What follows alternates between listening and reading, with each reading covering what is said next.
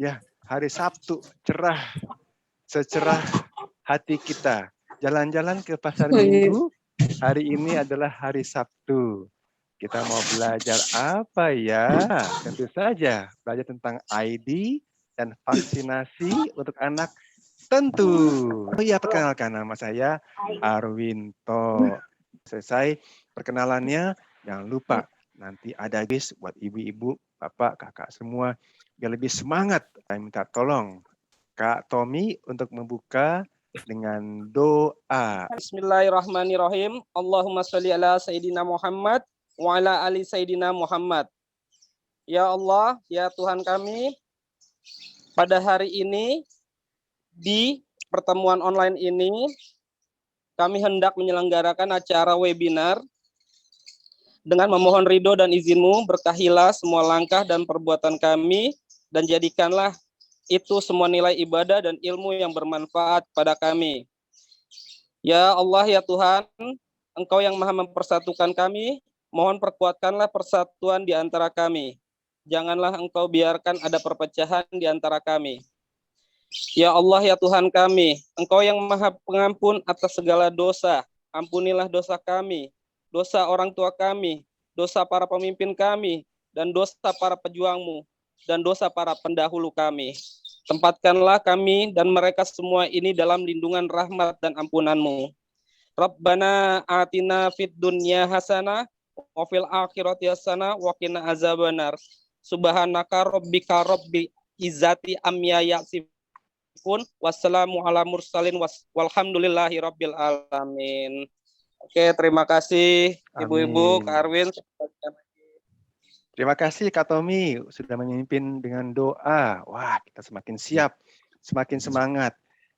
Sebelum kita mulai Ibu-ibu, kakak-kakak semua, ayo kita tetap bersemangat, kita berdiri kalau bisa, kita akan sama-sama menyanyikan lagu Indonesia Raya. Kita berdiri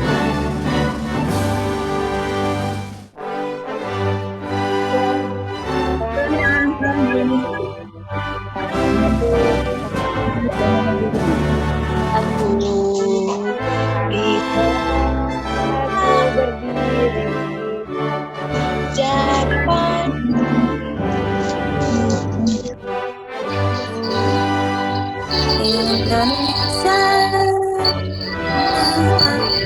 Indonesia Nusa dan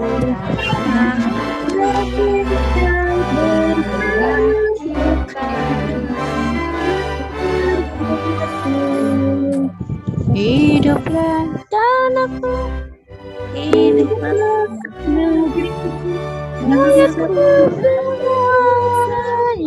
bangunlah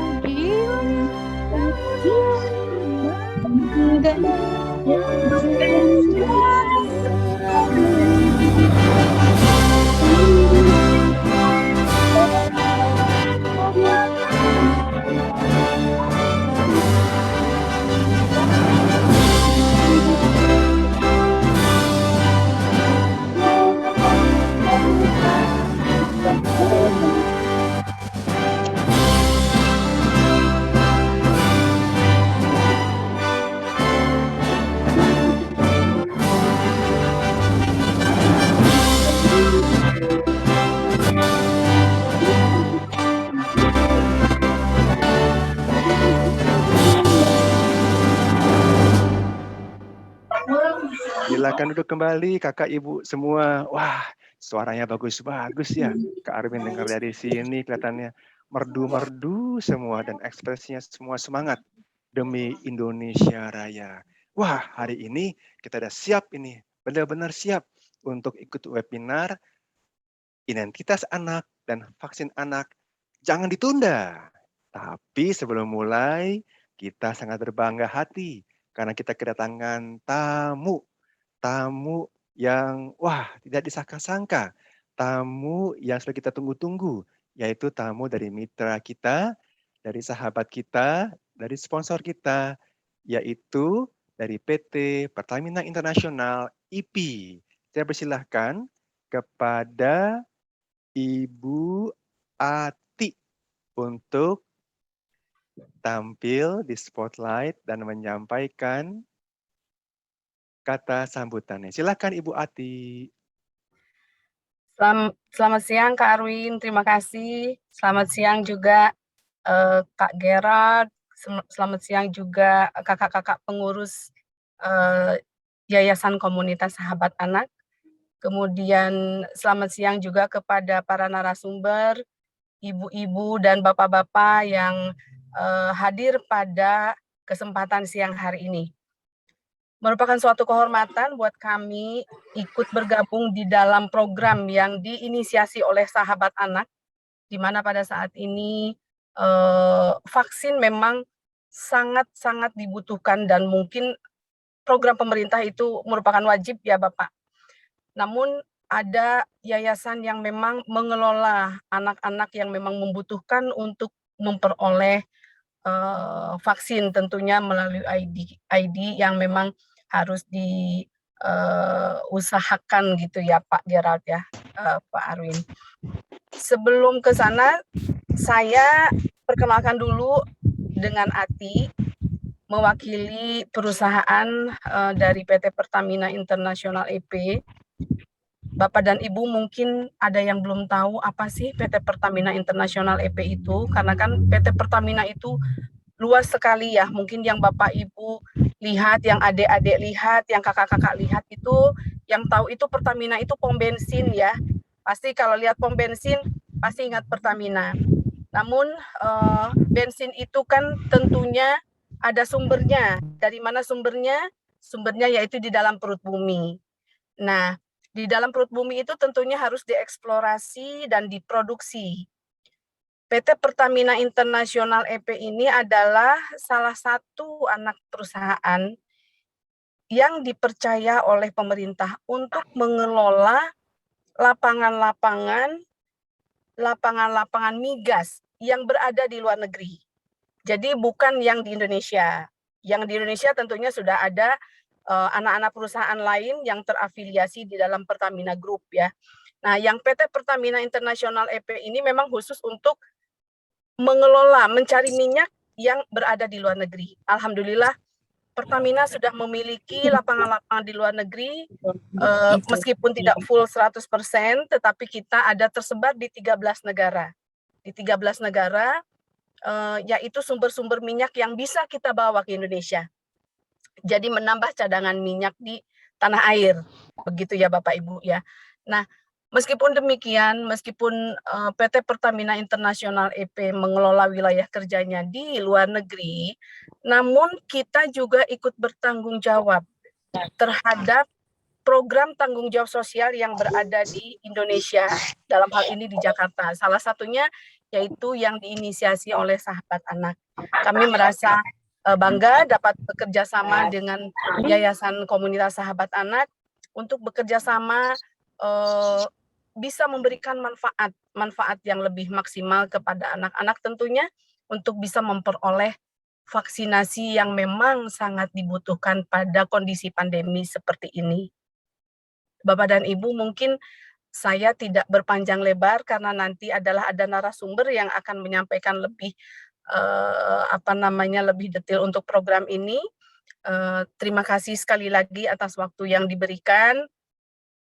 Selamat siang, saya akhiri untuk menyampaikan pembukaan pada siang hari ini. Saya akhiri dengan wabillahi taufik wal hidayah. Wassalamualaikum warahmatullahi wabarakatuh. Selamat join dengan webinar siang ini. Waalaikumsalam warahmatullahi wabarakatuh. Terima kasih Ibu Ati. Wah, udah nggak sabar ini. Sebaiknya Kak Arwin langsung mulai deh dengan sesi yang pertama. Sesi yang pertama adalah tentang vaksinasi untuk anak. Jangan ditunda ya. Saya mau panggil narasumber kita yang keren banget nih. Dr. Adiana Esti Purwaningrum. Bisa dipanggil dengan Kak Esti. Luar biasa. Selain menjadi dokter umum sampai sekarang, juga berbagai macam aktivitasnya. Sebagai koordinator untuk kegiatan screening, pengobatan untuk program kesehatan mental, dan juga bekerja sebagai konselor yang menangani ketergantungan zat dan obat, dan juga di yayasan-yayasan lain yang sangat membantu dari sisi tuberkulosis dan juga HIV.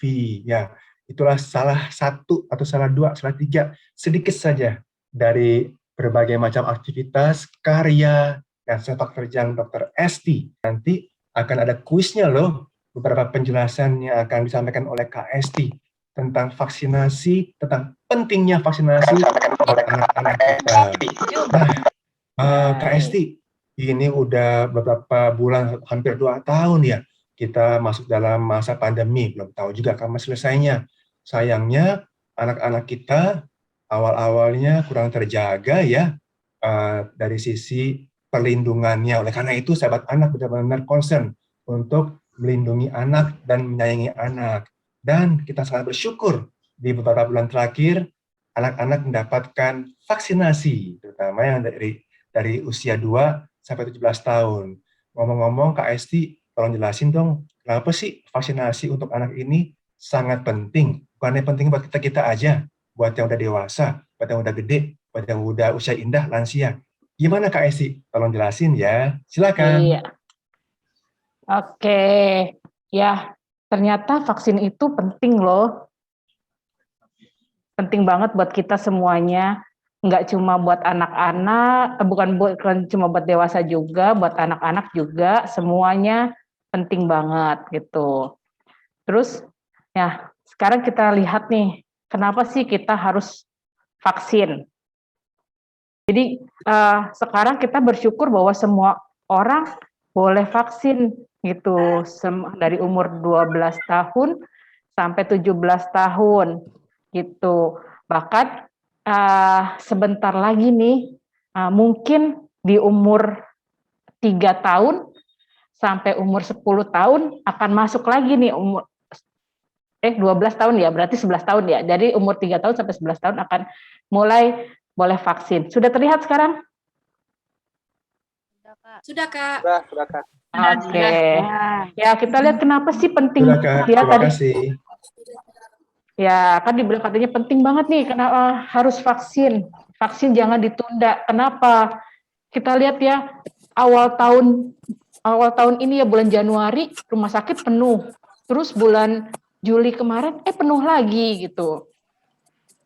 Terus kita dengar juga ya, tiap hari ambulan lewat-lewat, mobil jenazah lewat-lewat.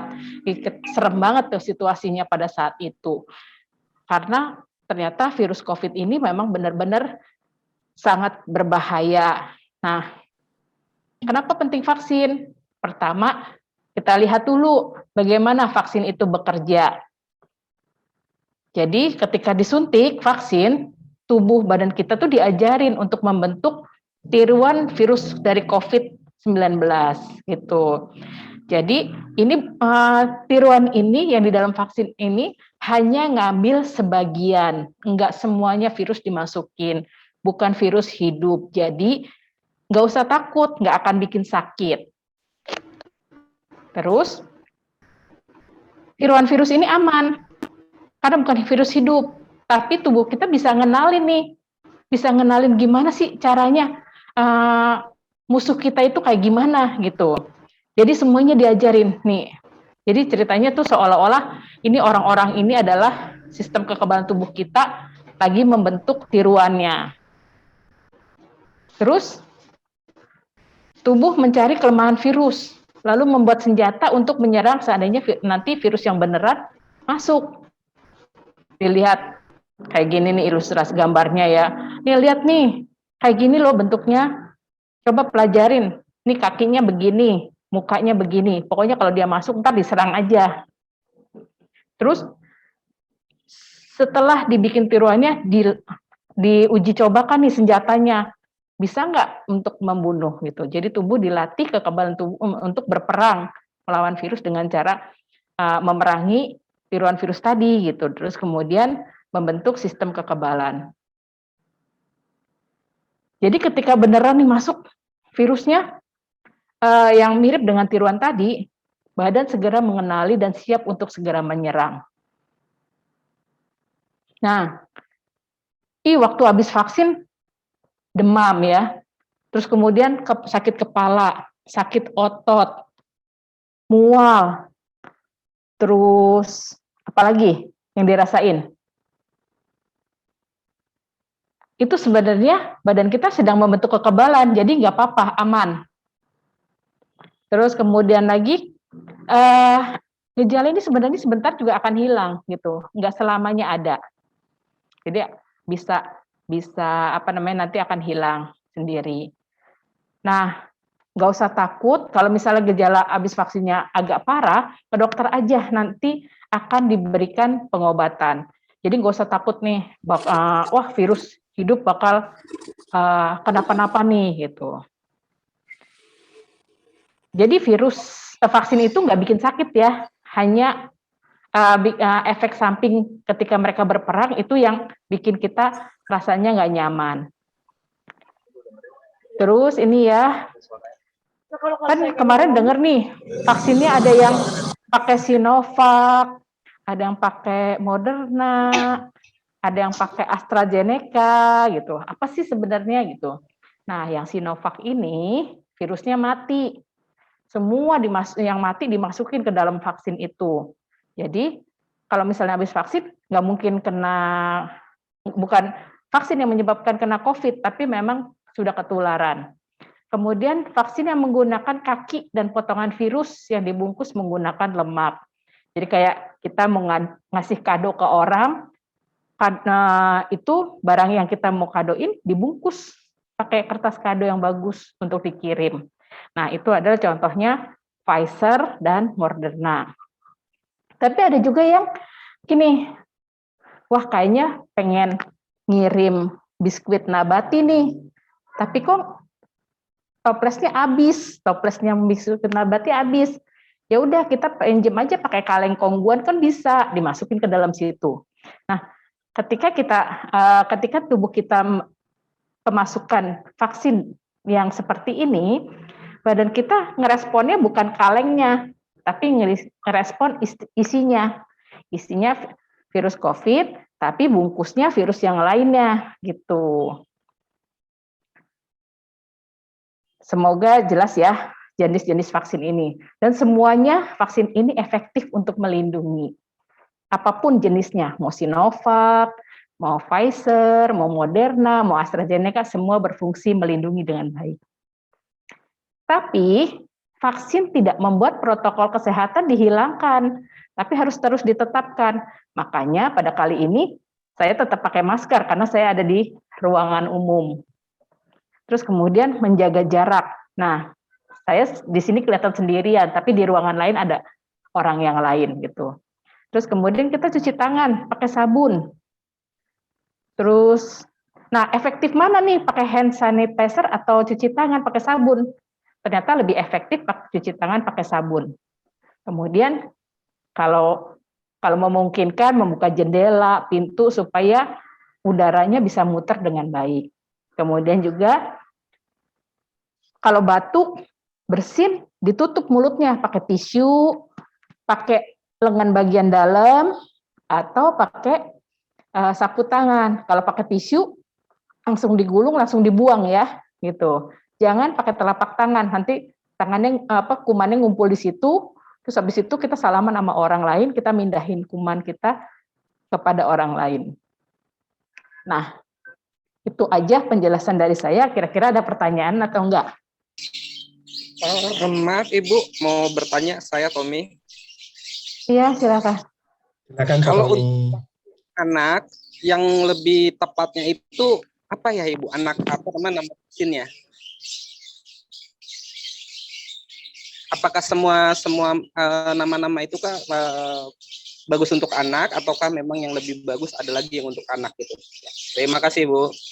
Ya, katanya gini, dari penelitian semuanya bagus untuk anak, gitu. Jadi kalau yang gini, siapa yang dapat vaksin Moderna? Ada nggak? Ada yang dapat vaksin Moderna kemarin? Atau Pfizer? Saya dapat vaksin Moderna dan saya Silakan. terkapar 4 hari di rumah gitu. Wah. Ya, efek samping modernnya memang lebih berat, tapi biasanya memang pada anak-anak belum diberikan gitu. Terus kita lihat lagi nih, Pfizer sudah bikin penelitian buat anak-anak, ternyata efektif, bagus. Lalu selain Pfizer, Sinovac juga udah bikin penelitian. Jadi Sinovac dan Pfizer sudah bikin penelitian, bahkan anak 5 tahun pun sudah diteliti. Ternyata bisa dan boleh dan aman dua-duanya. Gitu. Jadi nggak ada merek tertentu. AstraZeneca gimana? Belum bikin penelitiannya. Gitu. Bu, maaf mau tanya. Kalau yang 10 tahun itu belum bisa divaksin ya, Bu? Belum. Gitu. Jadi saat ini masih untuk yang 12 tahun dulu, karena gini, anak-anak di bawah umur 12 tahun sistem kekebalannya masih belum bagus nih, masih belum tahu nih dia bereaksinya gimana terhadap vaksin. Gitu. Makanya kenapa belum dikasih. Tentara badan itu sangat unik. Kadang-kadang ada yang nggak ngerti nih, ini musuh beneran atau bukan gitu. Jadi kadang-kadang vaksin tuh dianggap musuh beneran. Jadi nanti sakitnya lebih serius walaupun bukan karena COVID tapi karena reaksi terhadap badan. Gitu. Oke, Dr. Esti juga ada nih yang banyak bertanya di chat room. Mohon izin, Dr. Esti mau tanya, apa benar ada dosis ketiga untuk vaksin Sinovac? Mohon penjelasannya. Belum ya, belum ada dosis ketiga.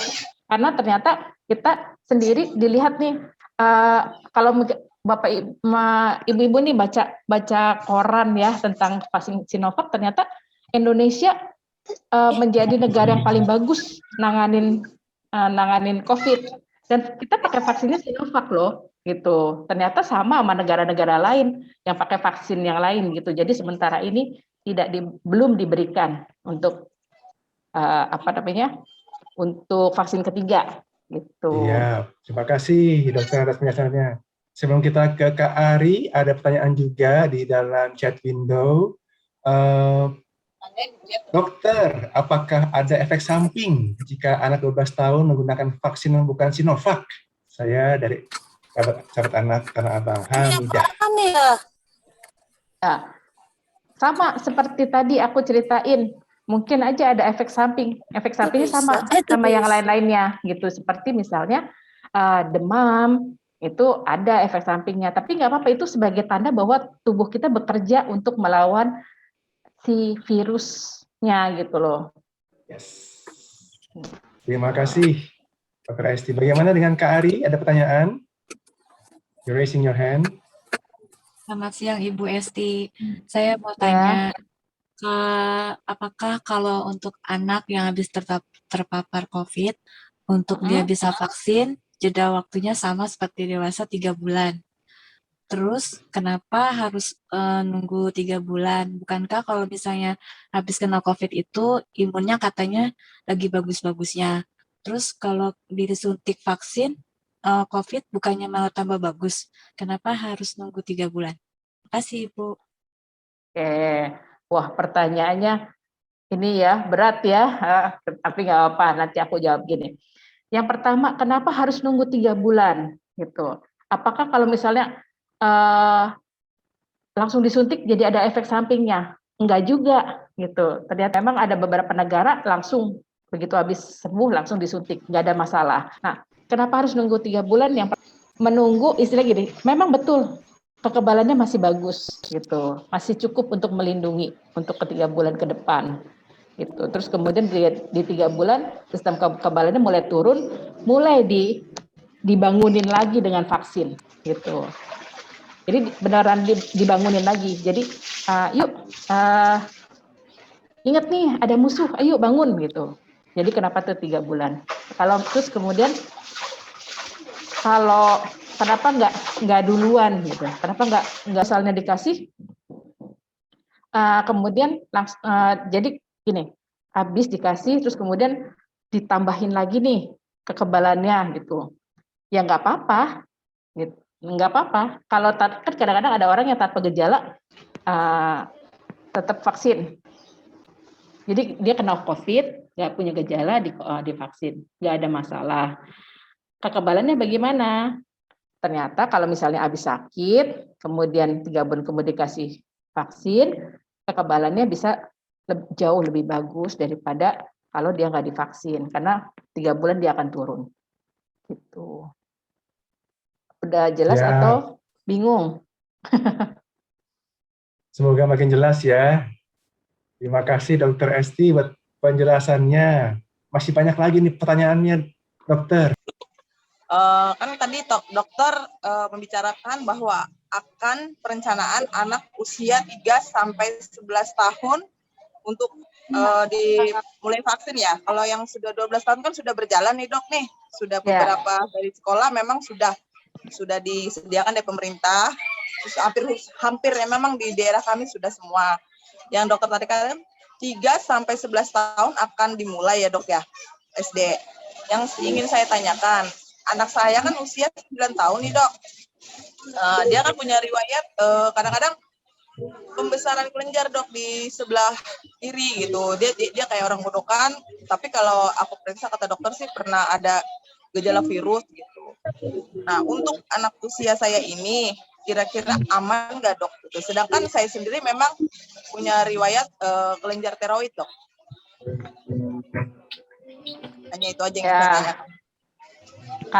Kata penelitian nih, bukan kata saya. Kalau kata saya sih bisa ngarang-ngarang gitu. Kata penelitian tuh aman kok buat semua orang. Kenapa? Karena yang digunakan adalah virus mati. Gitu. Terus yang kedua, nah itu katanya tadi kelenjar getah beningnya sering bengkak. Nah, iya kadang-kadang. Coba diperiksain. Jangan-jangan ada giginya banyak yang bolong.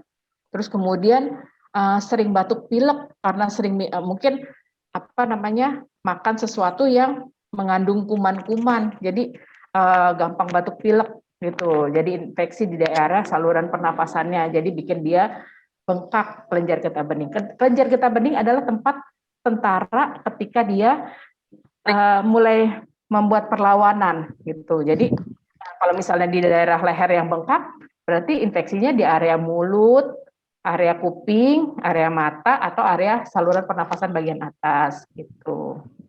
Kelenjar tiroid gimana? Boleh nggak? Boleh, kan tadi virusnya mati, jadi aman. Dok, mau tanya, Dok. Ya, Halo? terima kasih. Ya. Dengan siapa tanya. ini? Boleh. Ibu Rukini. Silakan. Habis ini lanjut ke pertanyaan dengan Ibu Witriawati ya. Silakan Ibu. Astra sama Sinovac dicampur, Dok. Gimana? Pertanyaan Sinovac, Dok. Keduanya Astra itu bisa, Dok? Ya, pada daerah-daerah tertentu di mana kekurangan vaksin memang bisa gitu.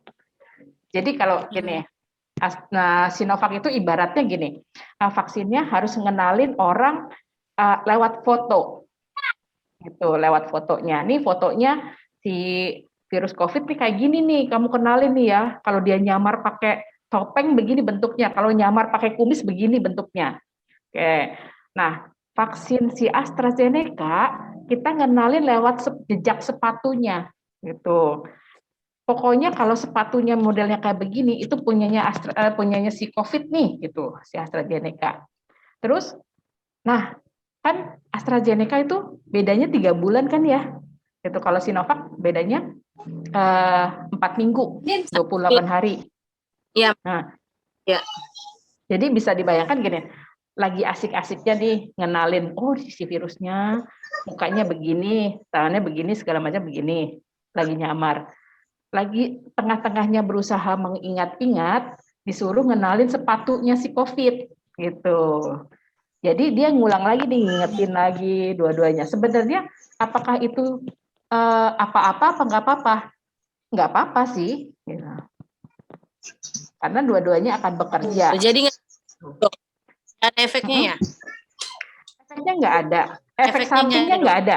Efek sampingnya nggak ada. Tapi memang saat ini masih belum tahu gimana sih kalau misalnya dicampur-campur. Tapi kemungkinan masih belum efektif gitu. nggak efektif kalau dicampur-campur gitu kekebalannya. Jadi harusnya satu jenis aja. Dok, Baik. kalau udah suntik pertama, Dok, vaksin Sinovac kan suntik pertama. Ya Bu, Terus sudah kita kasih kelewat kesempatan sebulan yang lain gimana buat itu, Dok? bertanya Sebulan boleh. lebih, Dok. Nggak apa-apa. Jadi misalnya gini, kalau sebulan terus kemudian kena COVID, ya udah sesuai dengan ketentuan boleh. Atau misalnya nggak kena COVID tapi vaksinnya habis, harus ngantrinya dapatnya sebulan kemudian, ya nggak apa-apa. Langsung aja langsung. Gitu. Langsung ke vaksin yang kedua ya, Dok? Ya betul, langsung kedua. Ya. Oke, Dok, makasih. Oke, terima kasih Bu. Lanjut ke pertanyaan dari Ibu Witriawati, dokter. Mau tanya, apa benar vaksin AstraZeneca lebih keras daripada vaksin Sinovac? Karena anak dan suami saya pakai AstraZeneca panas dingin. Oh, saya pakai AstraZeneca panas dingin. Silakan, dokter. Enggak ya, enggak. Ini bukan masalah keras-kerasan, bukan masalah kuat-kuatan, enggak. Vaksin itu masing-masing efek sampingnya. Kenapa kalau pakai AstraZeneca kok jadi panas dingin gitu? Sedangkan orang yang pakai Sinovac nggak kenapa-napa. Karena gini, kalau kita ngadepin musuh yang sudah mati, gitu, kita ngelihat, di sana ada perampok udah mati, kita akan lewat dengan santai, tapi hati-hati gitu, pelan-pelan jalannya. Tapi jangan-jangan ini matinya bohongan. Tapi kita tetap waspada, gitu. Nah, beda dengan gini, AstraZeneca tadi kan dia numpang di virus hidup. Jadi ngelihat angkot, di sana kita tahu di dalam angkot itu ada penjahat gitu. Kita pasti akan lebih ketakutan, reaksi kita akan lebih hebat, gitu ya enggak? Kita akan lari ke kantor polisi, kita akan berteriak minta tolong. Nah, sama seperti itu. Jadi badan kita ketika ngelihat ada virus hidup, tapi di dalamnya ada penjahat yang udah mati. Jadi badan kita akan bereaksi bikin jadi panas, tapi nggak apa-apa gitu. Jadi itu adalah reaksi badan kita membentuk kekebalan. Nggak usah takut. Ya, Aman juga. terima kasih. Semoga jelas ya Bu Witriawati. Kita lanjut nih, masih ada 20 pertanyaan. Kita coba selesaikan dalam 2 menit. Dari apa chatroom? Ini ada dari Ibu Susi Grogol. Saya sudah vaksinasi dosis yang pertama.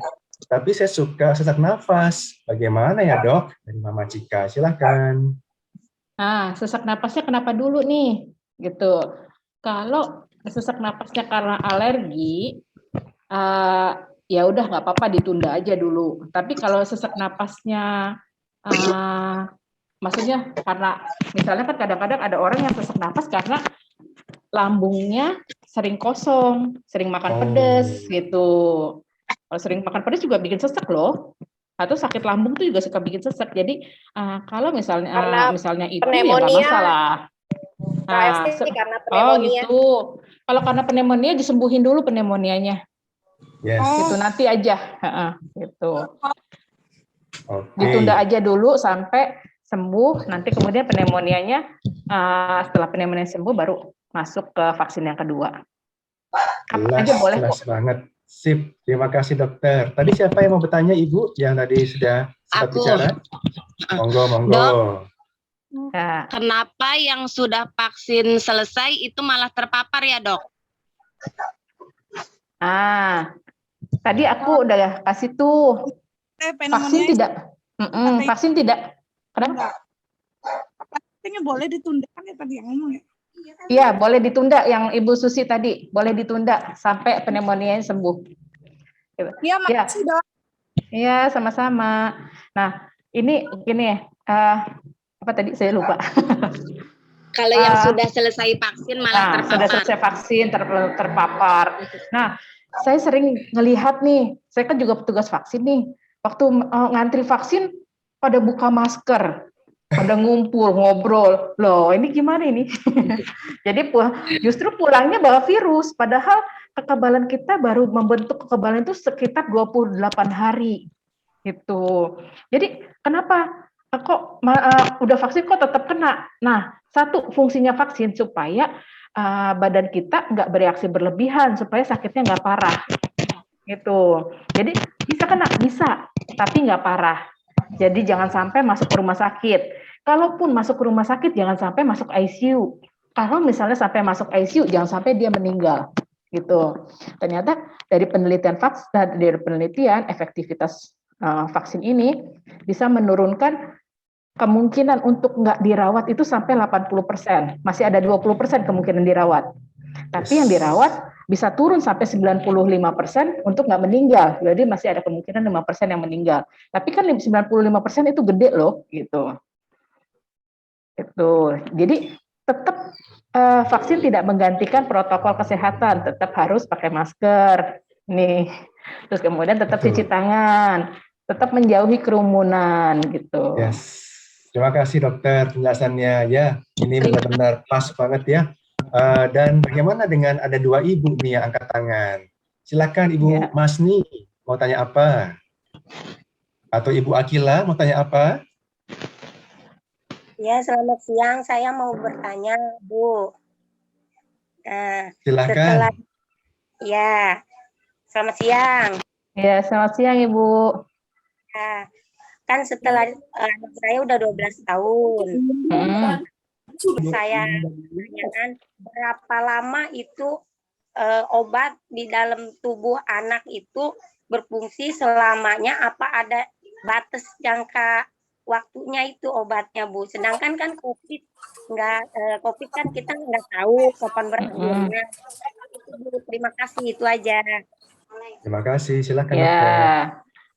Nah, COVID itu umurnya baru berapa ya? Baru pertengahan 2019 sampai sekarang, baru 2,5 tahun nih umurnya. Artinya penelitian saat ini paling lama adalah 2 tahun, gitu. Nah, dari penelitian yang ada, ya selama 2 tahun itu bisa ngelindungin, gitu. Kita belum tahu sampai kapan, tapi kemungkinan kalau misalnya dia seperti vaksin flu, vaksin hepatitis, atau vaksin yang lain, mungkin itu akan bertahan bertahun-tahun gitu. Jadi kok nggak usah takut, nanti kita tunggu aja hasil penelitian, tapi kemungkinan akan lama.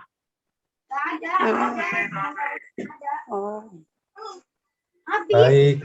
Terima kasih atas penjelasannya dokter. Sip, semoga jelas ya. Bagaimana dengan Ibu Romlah? Silakan Bu. Ya Pak, Assalamualaikum warahmatullahi wabarakatuh. Waalaikumsalam. Saya Bu Romla dari Sata mau nanya, kan kalau kita PCR apa rapid antigen itu yang ditanyakan CT. Yang saya tanya itu paling normal, paling bagus itu berapa gitu. Kalau hasil PCR kan ada CT berapa persen, berapa ini dok. Pokoknya bahasa dokter lah, saya kurang paham. Nah, itu pertama saya tanyain. Terus yang kedua, kalau anak udah divaksin itu, seandainya salah satu keluarga yang terkena papar COVID, apa mungkin bisa terkena COVID lagi, dok? Itu loh yang saya tanyakan. Itu aja kok, dok. Ya, ternyata gini, sekarang pengobatan memang gini, dulu memang Siti itu dijadiin penting banget nih. Semoga nggak ada Bu Siti ya di sini ya. Ada nggak? Ya, nanti takut disalahin nih Bu Siti. Ada, Jadi Siti ada. Ada ya? Ada. Jadi ada kayaknya. Iya, dulu tuh Siti dicari-cari nih, gitu. Pokoknya kalau habis PCR, habis COVID, langsung dicari-cari. Mana Sitinya ya, gitu. Padahal aduh, itu kasihan banget, Bu Siti itu nggak salah gitu. Jadi gini, Siti itu untuk mengukur berapa jumlah virus yang masuk ke dalam darah, gitu, yang masuk di dalam tubuh. Nah, Siti ini sebenarnya sangat hanya bermanfaat ketika infeksinya masih baru, gitu. Kalau infeksinya sudah lama, sudah sembuh, misalnya udah kata dokternya udah boleh pulang nih Bu, udah sembuh, udah 2 minggu, udah nggak ada gejala.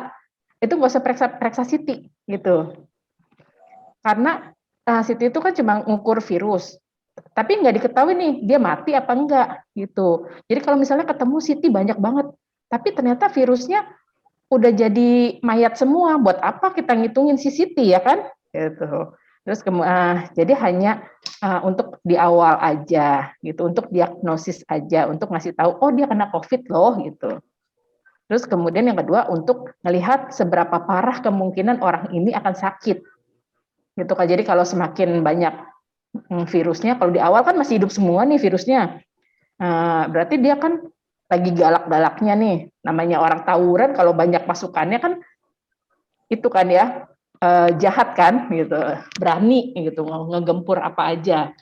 Nah itu jadi kalau jadi kemungkinan dia akan parah kalau misalnya virusnya banyak. Tapi kalau sudah selesai pengobatan udah nggak dihitung lagi sih CT-nya gitu. Terus kemudian apakah kalau sudah vaksin apakah akan tetap kena? Mungkin kayak tadi aku sudah jelasin bahwa jangan sampai dia masuk rumah sakit. Jangan sampai kalau masuk rumah sakit jangan sampai masuk ICU, kalau dia masuk ICU jangan sampai dia meninggal, itu fungsinya vaksin. Oke. Siap, terima kasih dokter. Wah ini pertanyaannya makin banyak. Terpaksa saya stop dulu pertanyaannya. Kita menghabiskan dulu jawaban terhadap pertanyaan yang sudah masuk ya. Sebelum masuk ke Ibu Masni dan Ibu Hamidah yang sudah raise hand. Tadi ada pertanyaan dok, kalau darah tinggi boleh nggak divaksinasi ya? Boleh, gitu. Berapa tensinya? Katanya sih 180/110. Nah, sebenarnya kadang-kadang yang parah kan darah tingginya ya, nggak lebih serem darah tingginya. Jangan sampai dia jadi stroke, jadi kenapa-napa gara-gara si darah tinggi. Itu doang sih. Kalau sebenarnya begini, kalau nggak tahu, terus kemudian alat tensinya rusak, misalnya ternyata tensinya 200 nih, ya nggak apa-apa juga sih, gitu. Kecuali kalau orangnya ketakutan banget, tensinya akan nambah naik. Jadi kalau dia nggak ketakutan disuntik ya nggak apa-apa. Terima kasih dok. Wah, dokter cuma punya 1 menit lagi waktu nih, cuma 1 menit lagi. Ya. Jadi pertanyaannya akan sangat singkat dan cepat. Tanya pertanyaannya ya. Silakan kalau gitu. Tadi siapa yang sudah raise hand? Ibu Hamidah atau Ibu Masni? Silakan. Cepat saja. Ya. Dok, mau bertanya. Saya Ibu Nurpati dari Terminal Hujan. Bolehkah sudah divaksin melewati dari tanggal diberikan vaksin kedua? Boleh. Boleh kan? Boleh. Terima kasih dok. Ya. Terima kasih. Pertanyaan terakhir, ekstra ya. Anaknya nggak demam tapi batuk pilek. Dokter, bolehkah divaksinasi? Ya, kalau gini, syarat vaksin apapun harus dalam keadaan sehat, gitu. Jadi sebaiknya tidak lagi berobat apapun, gitu. Misalnya batuk pilek kah, sakit gigi kah, gitu. Yang apapun lah, gitu. Tunggu sampai benar-benar sehat, gitu. Baru vaksin. Siap. Terakhir dok, 1 lagi terakhir. Ya. Usia 8 tahun menderita autoimun, bolehkah divaksin? Autoimunnya gimana? Katanya boleh loh, dari dokter autoimunnya katanya nggak masalah, boleh. Oke. Yang penting terkontrol, udah diobatin lama ya. Adik saya kan punya penyakit riwayat STIP tuh, apakah itu diperbolehkan vaksin atau tidak ya? Kalau riwayat kejang gimana nih, epilepsi segala macam. Nah, kalau dia nggak pernah kambuh dalam 6 bulan terakhir, boleh. Atau misalnya kejangnya bukan karena demam, boleh. Oke dok, terima kasih infonya. Terima kasih Bu Masni buat pertanyaannya. Ya, pada akhirnya kita sudah pas di jam 3:01 menit. Dokter Esti masih ada tugas lagi, pelayanan lagi. Atau boleh deh 2 pertanyaan lagi deh, habis itu udah. 2 lagi ya, dokter kayak nggak tega nih. Tadi siapa yang mau nanya? Ibu Jumana, silakan. Halo dok. Silakan Ibu Jumana. Kan nanti mau divaksin semua anak, sedangkan anak saya tuh takut sama jarum, gimana tuh dok ya? Ya, ibunya harus nemenin ya. Udah itu aja jawabannya. Ibunya harus nemenin. Harus meyakinkan bahwa itu nggak apa-apa. Nggak sakit kok. Gitu. Bilang anaknya, Bu, lebih sakit dicubit daripada disuntik. Iya, betul. Lebih sakit Pasti anaknya dicubit. langsung semangat. Oke. Iya. Bu dokter, saya mau nanya Iya. Bu dokter Fitria dari Cawang. Ya. Saya mau nanya, anak itu dilihat dari mana ya? Kayaknya habis divaksin kok semangat gitu. Saya pegang-pegang jidatnya, saya takut demam, tapi anaknya kok main aja gitu ya dok. Sampai vaksin yang kedua juga gitu, alhamdulillah sih sehat. Sebenarnya itu imunnya kuat, apa memang gimana dok?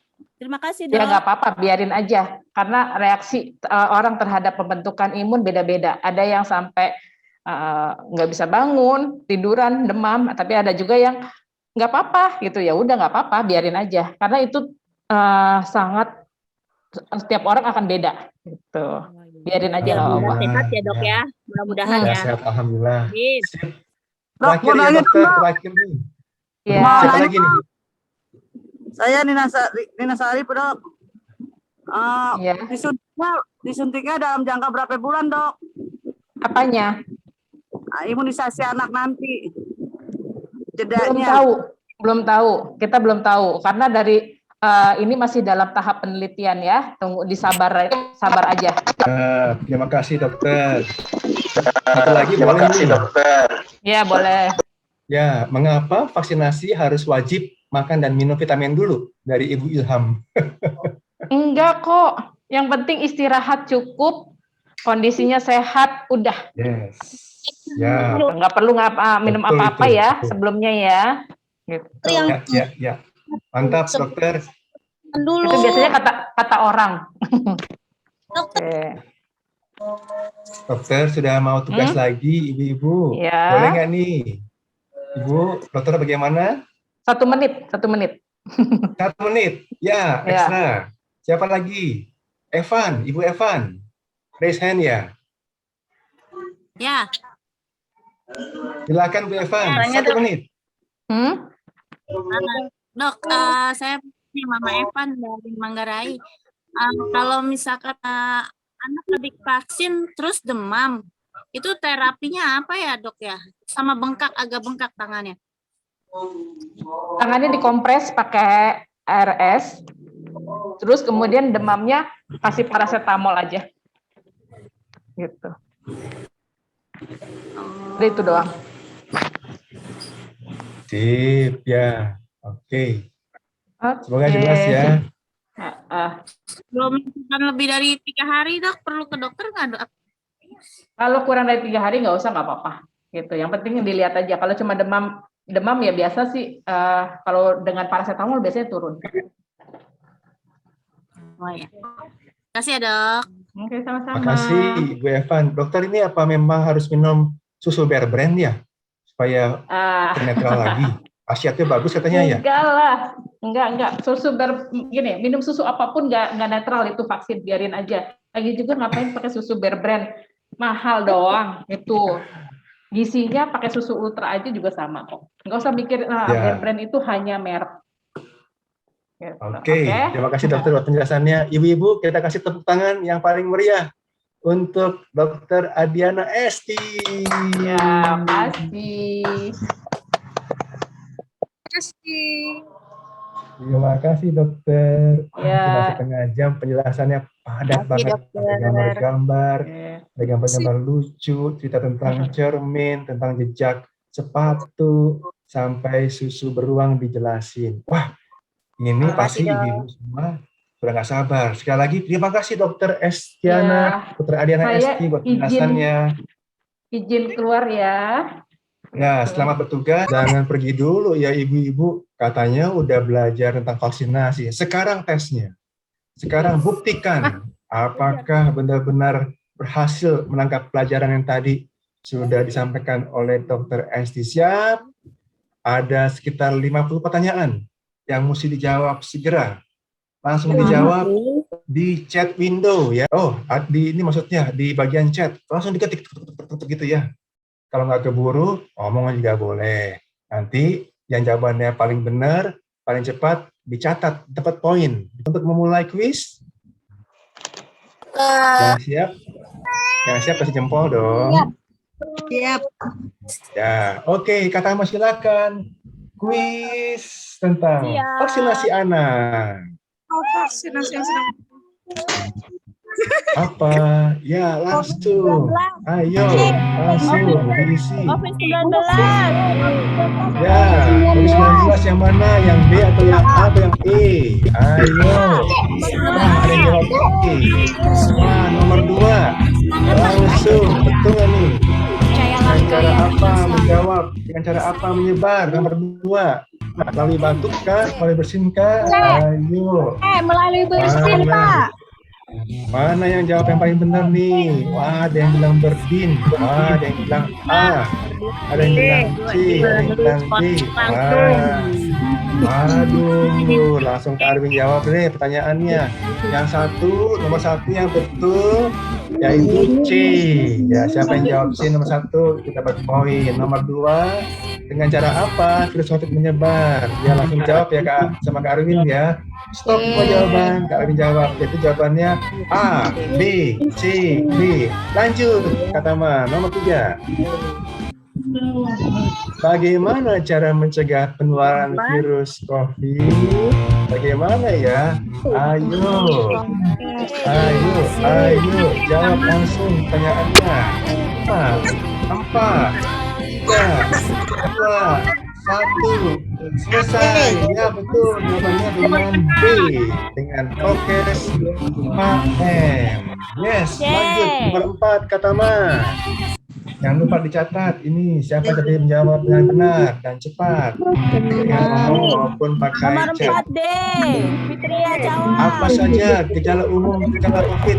Demam, batuk, nafas, kehilangan indera perasa. Ayo, 5, 4, 3, 2, 1, selesai. Nomor 4 jawabannya adalah demam, batuk, dan sesak nafas. Siapa yang jawab tiga-tiganya itu? Nomor 5 terakhir. Apa manfaat vaksinasi COVID buat anak-anak? Apakah yang A, mencegah terkena, atau yang B, melindungi diri sendiri, atau yang C, melindungi anak, atau yang D? Ayo jawab. 10, 9, 8, 5, 4, 3, 2, 1. Ya, selesai. 5. Jawabannya adalah semua benar. Oke, sudah selesai. Kita lanjut ke webinar yang kedua.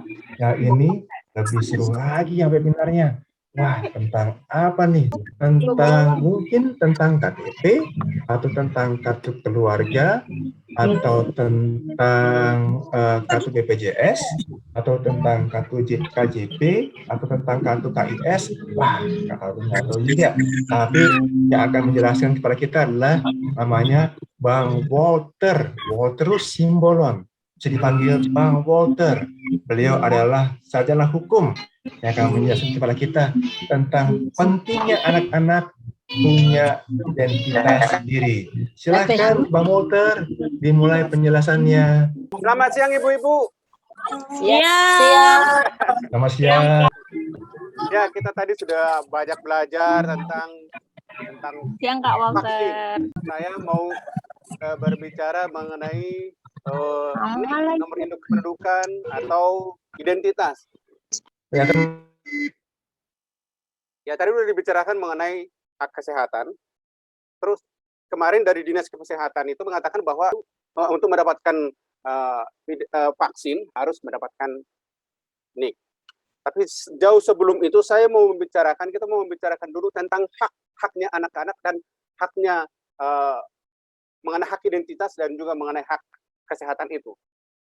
Saya mau bicarakan dari sini, Konvensi Hak Anak PBB. Ibu-ibu, ketika ibu memiliki anak, ibu itu sudah anak-anak ibu-ibu itu sudah memiliki hak, yaitu yang harus ibu dan juga keluarga, bahkan negara juga harus memenuhinya. Itu bahwa kita sudah negara kita sudah meratifikasi hak anak PBB, artinya kita setuju dengan apa yang dikatakan oleh PBB bahwa kita semua harus memperjuangkan hak-hak anak itu. Apa hak-hak anak itu? Nanti kita lihat apa saja. Kalau dikatakan hak, berarti sesuatu yang mutlak menjadi milik kita dan penggunaannya tergantung kepada kita sendiri. Berarti kalau anak, sesuatu yang harus diterima yang jadi mutlak dari milik anak itu. Ya. Dan kalau dikatakan kewajiban, kewajiban adalah sesuatu yang harus dilakukan dengan penuh rasa tanggung jawab. Atau sesuatu yang harus dilaksanakan dan dipenuhi.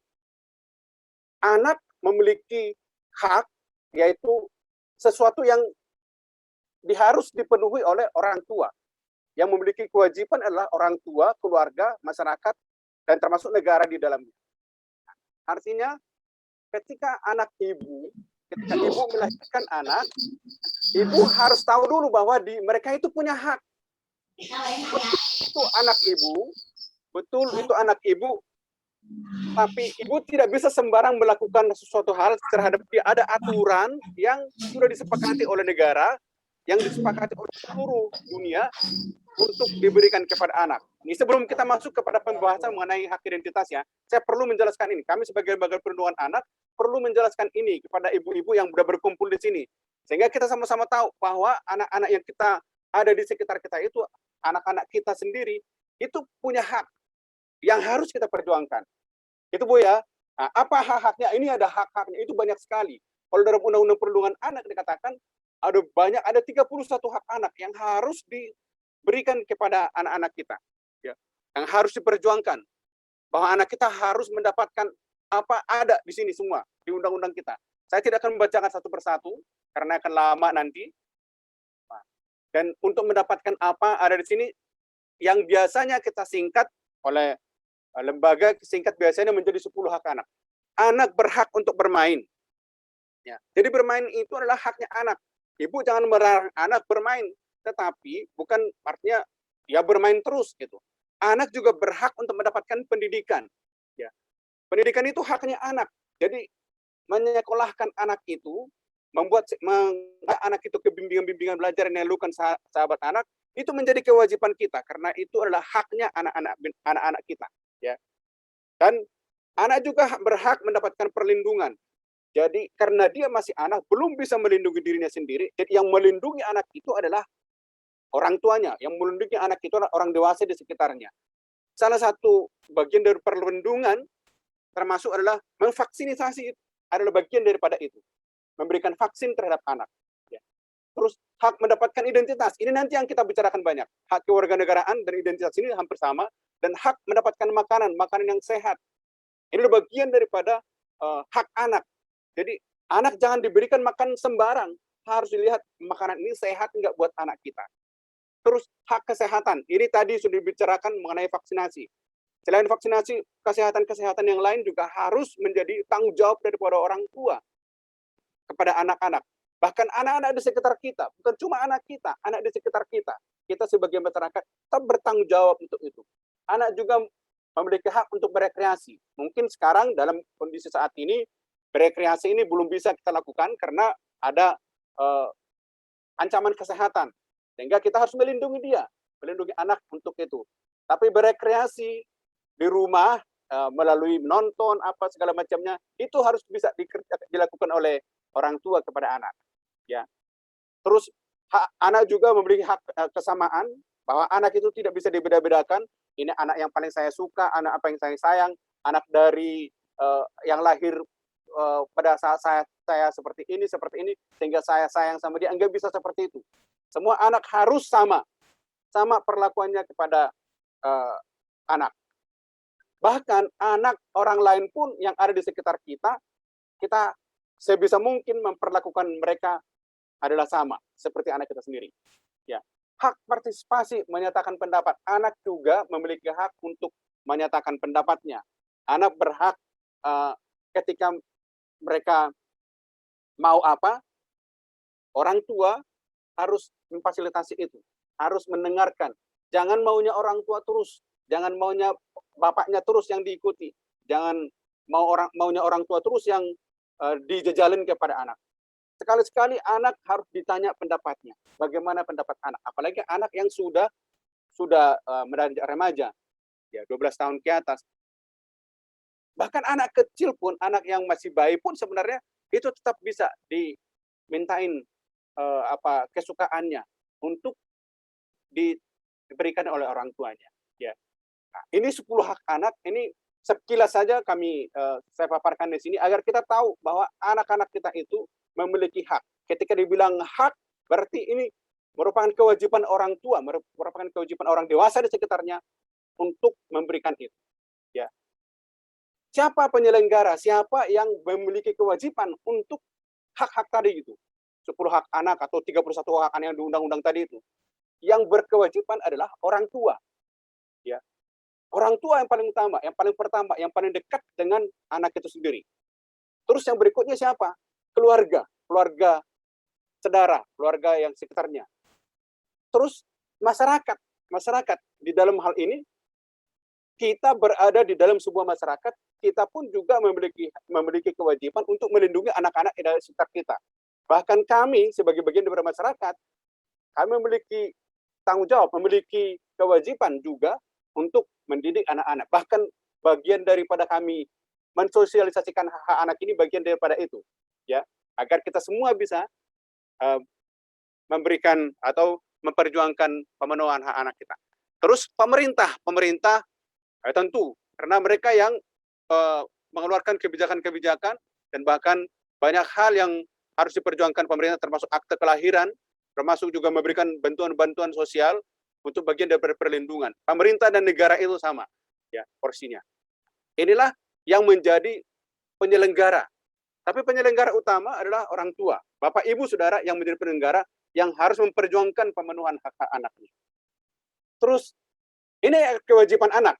Anak memiliki kewajiban. Kalau ada anak-anak di sini, kewajibannya adalah menghormati orang tua, wali dan guru, mencintai keluarga, masyarakat dan teman, mencintai tanah air, bangsa dan negara, menunaikan ibadah sesuai ajarannya agamanya, melaksanakan etika dan akhlak yang mulia. Nah, ini kewajiban daripada anak kita, ya.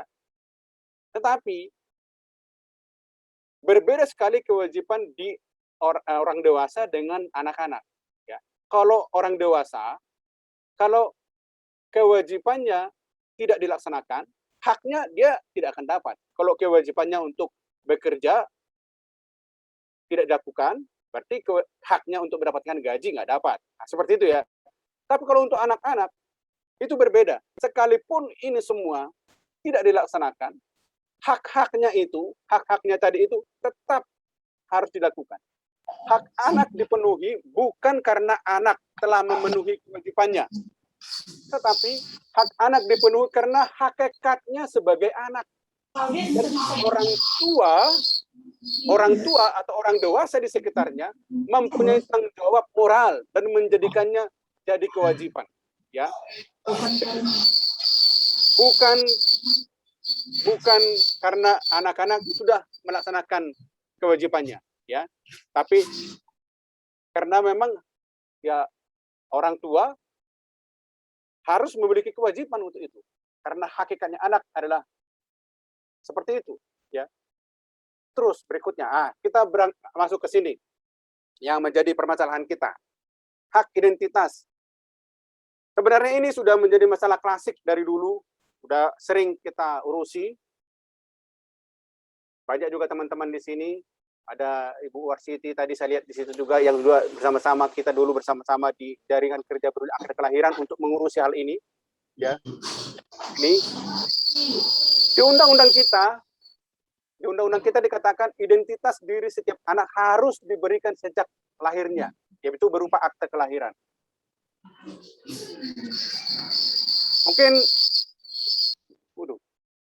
Mungkin ibu-ibu ada yang punya dan mungkin ada juga, kebanyakan saya lihat yang ada di sini udah punya semua. Udah ada yang sudah kita urusin, bahkan ada yang diurusin sendiri, bahkan ada waktu lahirnya pun sudah langsung dikasih seperti ini. Dalam undang-undang ini mengatakan setiap anak berhak atas satu nama atau identitas diri sebagai kewarganegaraan, dan identitas yang dia maksud itu dituangkan dalam akte kelahiran dan diberikan sejak lahir. Idealnya seperti ini. Idealnya seperti ini. Sejak lahir harusnya memang udah langsung diberikan. Bahkan sudah bekerja sama juga dengan rumah sakit, bidan-bidan di puskesmas sudah bekerja sama untuk bisa langsung mereka dari Dukcapil mereka untuk bisa langsung memberikan akte kelahiran untuk anak yang lahir. Tetapi permasalahannya ada banyak juga yang tidak memiliki identitas, ya. Ada banyak juga yang tidak memiliki identitas.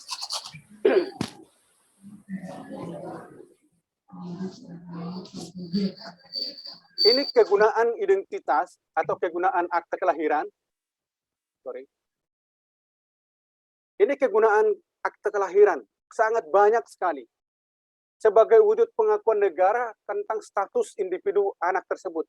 Pengakuan dia, kalau dikatakan anakmu ini warga negara mana? Kalau sebenarnya kalau dia belum memiliki identitas itu, dia belum memiliki status pasti warga negara ini warga negara mana, karena dia tidak terdaftar, ya. Dan ini menjadi bukti sah mengenai keberadaan dia di negara itu, ya, di dalam satu negara. Terus sekarang ini akte kelahiran itu atau identitas itu menjadi rujukan penetapan identitas lainnya untuk ijazah, KTP, SIM, paspor dan segala macamnya. Untuk masuk sekolah dari tingkat SD, SMP sampai SMA sampai perguruan tinggi. Sama gue juga dari rendah sih. Tapi lu sih marah-marah. Semuanya harus menggunakan akte kelahiran. Dan semua itu banyak sekali, ada 20. Dan yang terakhir kemarin itu, ya, untuk mendapatkan vaksin COVID-19 itu harus berdasarkan nomor kependudukan.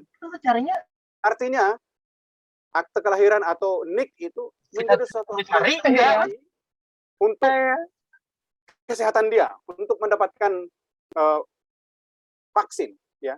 Nah, walaupun sebenarnya setelah kita lihat, kita protes kepada pemerintah bahwa tidak harus, ya, akhirnya dimunculkan lagi permen kesehatan, Permenkes, agar bisa simultan mengurus vaksin, mengurus identitas sekaligus juga divaksin. Bukan berarti tidak pakai identitas, ya, tetap memiliki identitas, tapi sekaligus diurus pada saat itu. Nanti akan kita lihat bagaimana persyaratan-persyaratannya.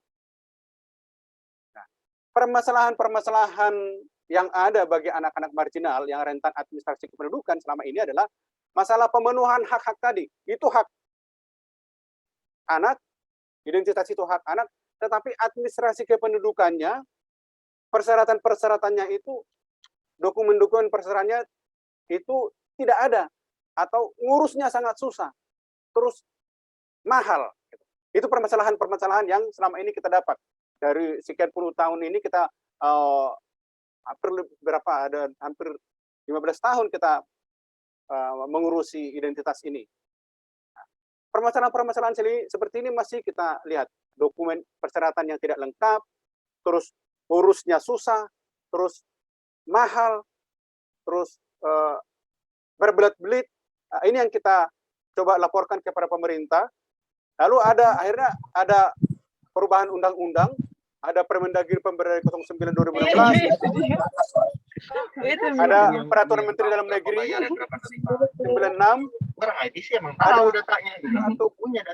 ada Permendagri 108. Sebenarnya ini mempermudah. Nanti kita lihat apa saja yang dipermudah. Dulu nih, sebelum undang-undang dirubah, dulu semua pengurusannya itu harus dibayar. Bahkan ada denda keterlambatan, ya. Terus kalau sekarang ini sebenarnya setelah diubah undang-undangnya itu sekarang sudah gratis pengurusannya gratis, tidak ada lagi denda. Nah, dulu kita yang aktif, masyarakat yang aktif untuk melaporkan kelahiran apa segala macam datang ke ini. Sebenarnya sekarang ini sel-sel aktif di dalam undang-undang yang baru, pemerintah yang aktif. Jadi kalau kita ngelapor sebenarnya ke kelurahan bahwa saya tidak memiliki identitas, pemerintah wajib langsung merespon itu dan mereka aktif bahkan mendata siapa warganya yang tidak memiliki identitas. Ini hal-hal seperti ini harus kita tahu, ibu-ibu harus tahu bahwa yang aktif seharusnya adalah pemerintah, gitu. Dan kalau kita yang akhirnya melapor pun itu sudah menjadi satu bagian daripada mempermudah tugasnya pemerintah. Karena mereka harus mendata warganya. Terus dendanya sudah tidak ada, penetapan pengadilan, dulu penetapan pengadilan itu tidak ada lagi. Terus dulu asasnya ada asas domisili. Kalau misalkan lahirnya di Medan, ya berarti harus urusnya di Medan. Kalau sekarang enggak, lahirnya di Medan, tapi domisili kita sekarang di Jakarta bisa sekarang mengurusnya di Jakarta. Kalau dulu lahirnya, misalkan lahir anak TKI, ada yang di Malaysia, ada yang di Arab, lahir di situ, mereka susah mengurusnya. Bagaimana mau mengurus akte kelahirannya di sana? Sementara mereka sekarang sudah tinggal di sini, anaknya sudah dibawa ke sini. Gitu. Akhirnya dirubah, jadi sekarang asasnya asas domisili. Di mana domisili sekarang, di situ diurus akte kelahirannya. Bagaimana cara pengurusannya? Alurnya begini, KTP, KK, surat lahir, dibawa ke RT RW untuk meminta surat pengantar. Setelah itu, KTP, KK, surat lahir, dan surat pengantar ini dibawa ke kelurahan. Kalau di Jakarta cukup di kelurahan. Enggak harus sampai ke Dukcapil. Kecuali kalau ada permasalahan-permasalahan, sehingga harus sampai ke Dukcapil. Nanti kita lihat. Ya. Terus, untuk meminta surat keterangan laporan kelahiran kelurahan. Nah, tapi kalau misalkan ada permasalahan-permasalahan, itu bisa sampai kepada suku dinas kependudukan atau Dukcapil. Lalu di situ akan mengisi formulir yang sudah disediakan. Kita bawa juga kita bawa, kalau dulu dibawa, harus dibawa orangnya. Kalau sekarang, cukup fotokopi 2 orang saksi. Kalau dulu orangnya harus dibawa, tanda tangani di Dukcapil. Itu ngurusnya sampai lama, berkali-kali, bahkan ada bolak-balik untuk bawa saksi ini. Ya. Tapi sekarang enggak. Cukup fotokopi KTP-nya dan ada surat pernyataan yang ditandatangani. Lalu mengisi formulir, nanti akan diterbitkan akte kelahiran buat anak.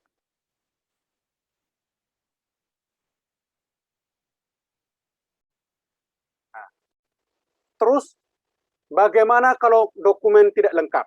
Nah, ini pertanyaan-pertanyaannya. Saya yakin ini nanti banyak pertanyaan. Jika tidak mempunyai surat nikah dari KUA, kantor urusan agama, atau dari dinas catatan sipil, tetapi mempunyai surat nikah yang siri, surat nikah siri, atau nikah agama dari gereja, atau dari nikah siri, dari penghulu, dan dalam kartu keluarga sudah tercatat sebagai pasangan suami istri, kita bisa membuat surat pernyataan tanggung jawab mutlak kebenaran sebagai pasangan suami istri. Kita bikin surat tanggung jawab mutlak. Surat ini formulirnya sudah tersedia di kelurahan-kelurahan. Ya. Jadi tinggal ngisi namanya, lalu kita tanda tangani, kita bikin meterai, lalu kita tanda tangani, dan ada 2 orang saksi. Nah, seperti tadi, saksinya tidak perlu dibawa, cukup fotokopinya saja, dan lampirkan fotokopinya dan bikin tanda tangan mereka di situ. Di surat pernyataan itu. Ya. Jadi itu kalau dia tidak memiliki surat nikah, tapi sudah ada surat nikah siri dan juga sudah tercatat di KK, ya, di kartu keluarga mereka. Terus berikutnya, dokumen yang tidak lengkap berikutnya. Kalau dokumen yang tidak lengkap, jika tidak mempunyai surat nikah dari KUA atau Dukcapil, atau dari nikah siri pun juga enggak, nikah gereja juga enggak. Jadi, apa yang harus dibikin? Bikin surat pernyataan luar nikah, ditandatangani di atas materai, bahwa saya telah melahirkan seorang anak di luar pernikahan yang sah. Itu sebagai pengganti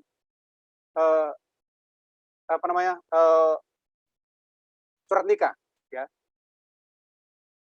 Terus berikutnya, jika tidak memiliki surat lahir dari penolong kelahiran, ya, apa yang bisa dilakukan?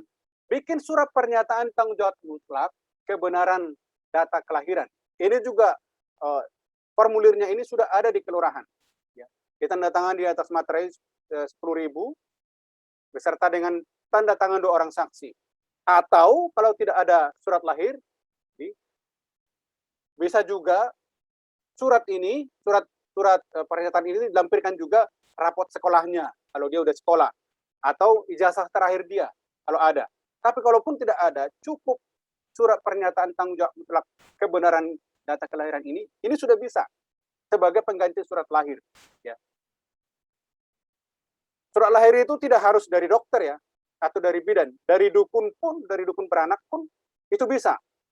Yang penting dia mau menandatangani bahwa telah melahirkan, telah menolong kelahiran seorang anak dari ibu ini yang bernama ini segala macam.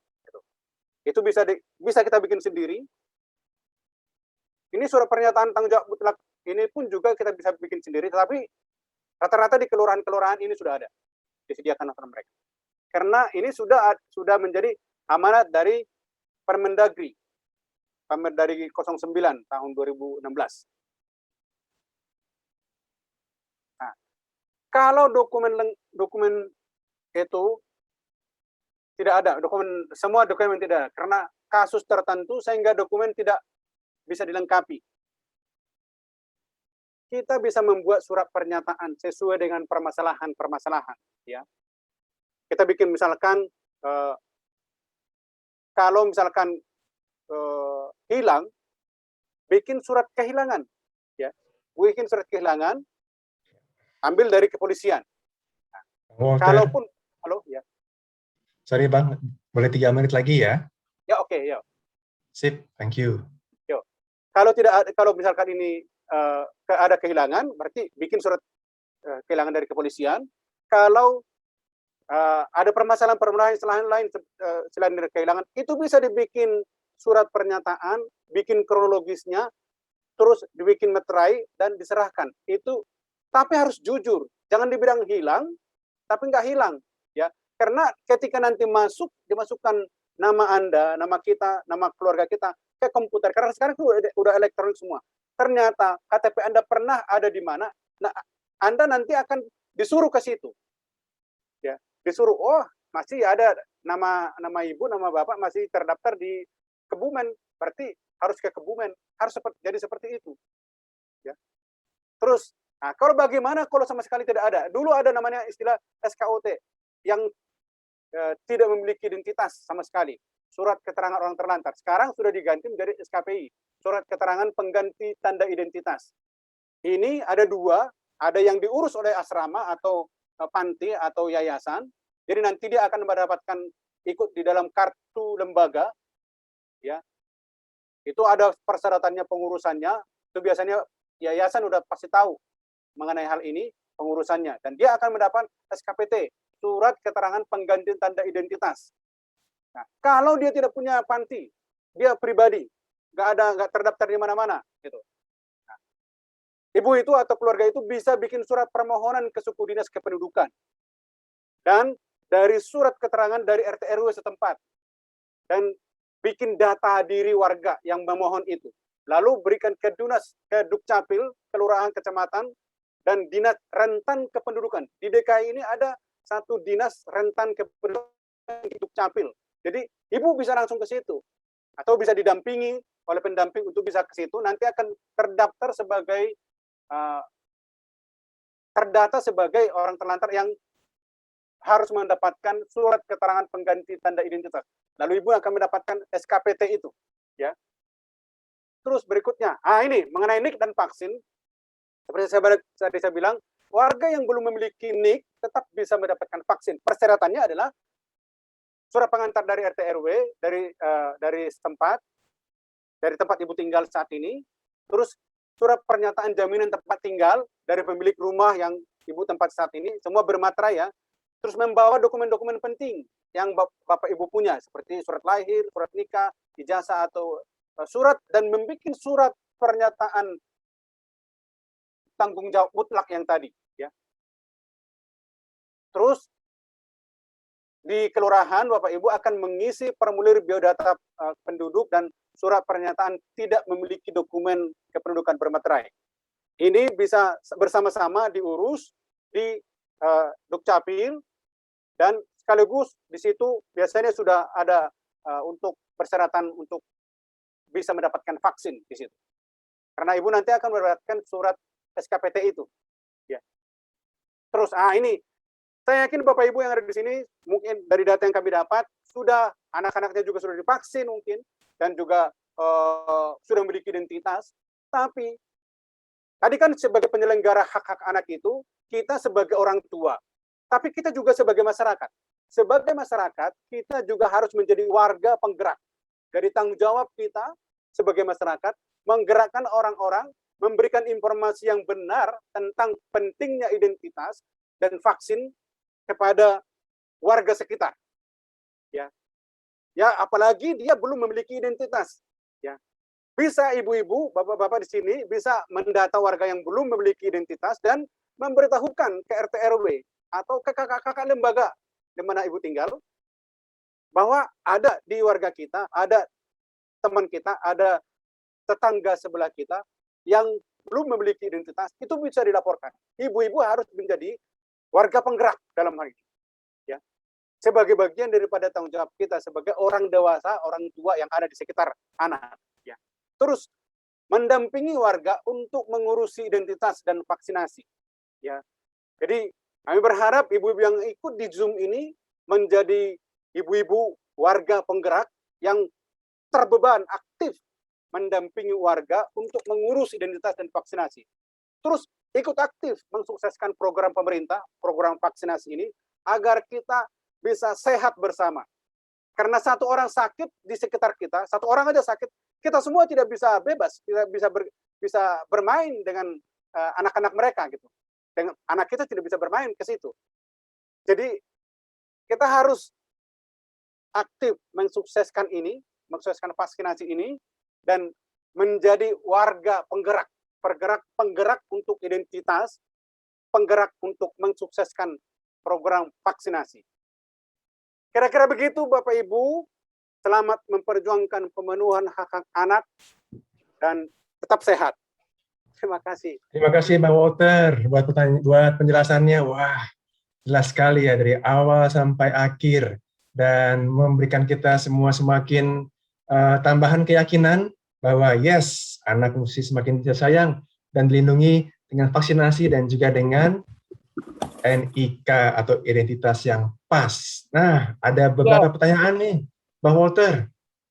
Tolong jawab dong. Misalnya satu nih. Jawab ya Pak. Dari Ibu Romiah. Mohon izin bertanya, itu ada anak-anak yang di pinggir jalan, jadi pengemis dan pengamen. Apakah itu termasuk kategori anak-anak terlantar? Silakan Bang Walter. Kalau dalam kacamata kependudukan, kalau dia tidak memiliki identitas, baru itu dikatakan terlantar. Kalau dia tidak memiliki identitas, ya, kalau dia tidak memiliki NIK dan tidak tidak punya kartu keluarga, baru dikatakan terlantar. Kalau terlantar misalkan dia tidak makan dan minum, yaitu ya luntang-lantung begitu, itu dalam kacamata kependudukan itu tidak termasuk gitu. Karena sebenarnya masih ada keluarganya, masih ada orang tuanya, masih ada ya. Seperti itu. Terima kasih Bang Walter. Ternyata ada pertanyaan Ibu Bintang Sadewa di chat, mau ngomong sendiri juga boleh, Ibu silahkan. Kartu keluarga dan NIK KTP tidak valid. Saya harus datang kemana, Bang? Tidak validnya itu karena apa? Karena gini, sekarang ini kasus-kasus seperti ini lumayan banyak karena dulu ada KTP nembak, itu kan, nembak. Begitu sekarang semua udah KTP elektronik, dimasukkan ke komputer, wah, ini data ibu ini ternyata masih ada di Brebes. Yang dipakai sebagai data acuan pertama itu adalah yang di Brebes itu. Jadi harus di surat pindahkan dulu, bikin surat pindah yang dari Brebes mau dipindahkan ke Jakarta atau enggak gitu, atau mau tetap melanjutkan yang di Brebes. Jadi warga penduduk Brebes gitu. Ya, sudah Kak, saya sudah pindah. Ya, saya sudah pindah sebelum bikin di Jakarta, saya sudah pindah dulu dari kampung ke Jakarta.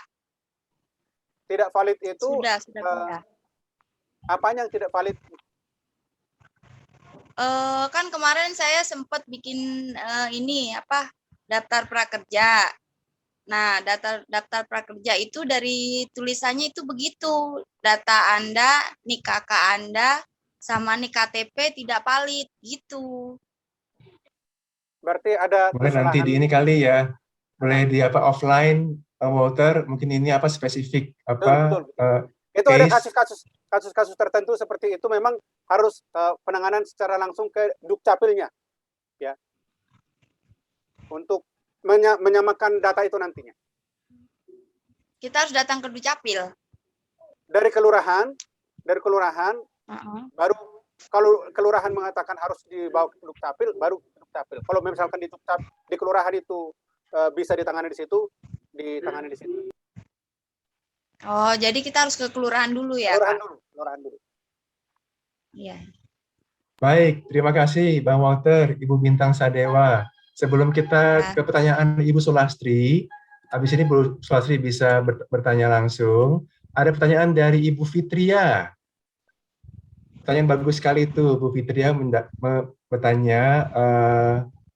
Silakan. Kalau Ibu Fitria dari Cawang mau bertanya tentang kartu keluarga, apakah wajib diganti dengan yang barcode?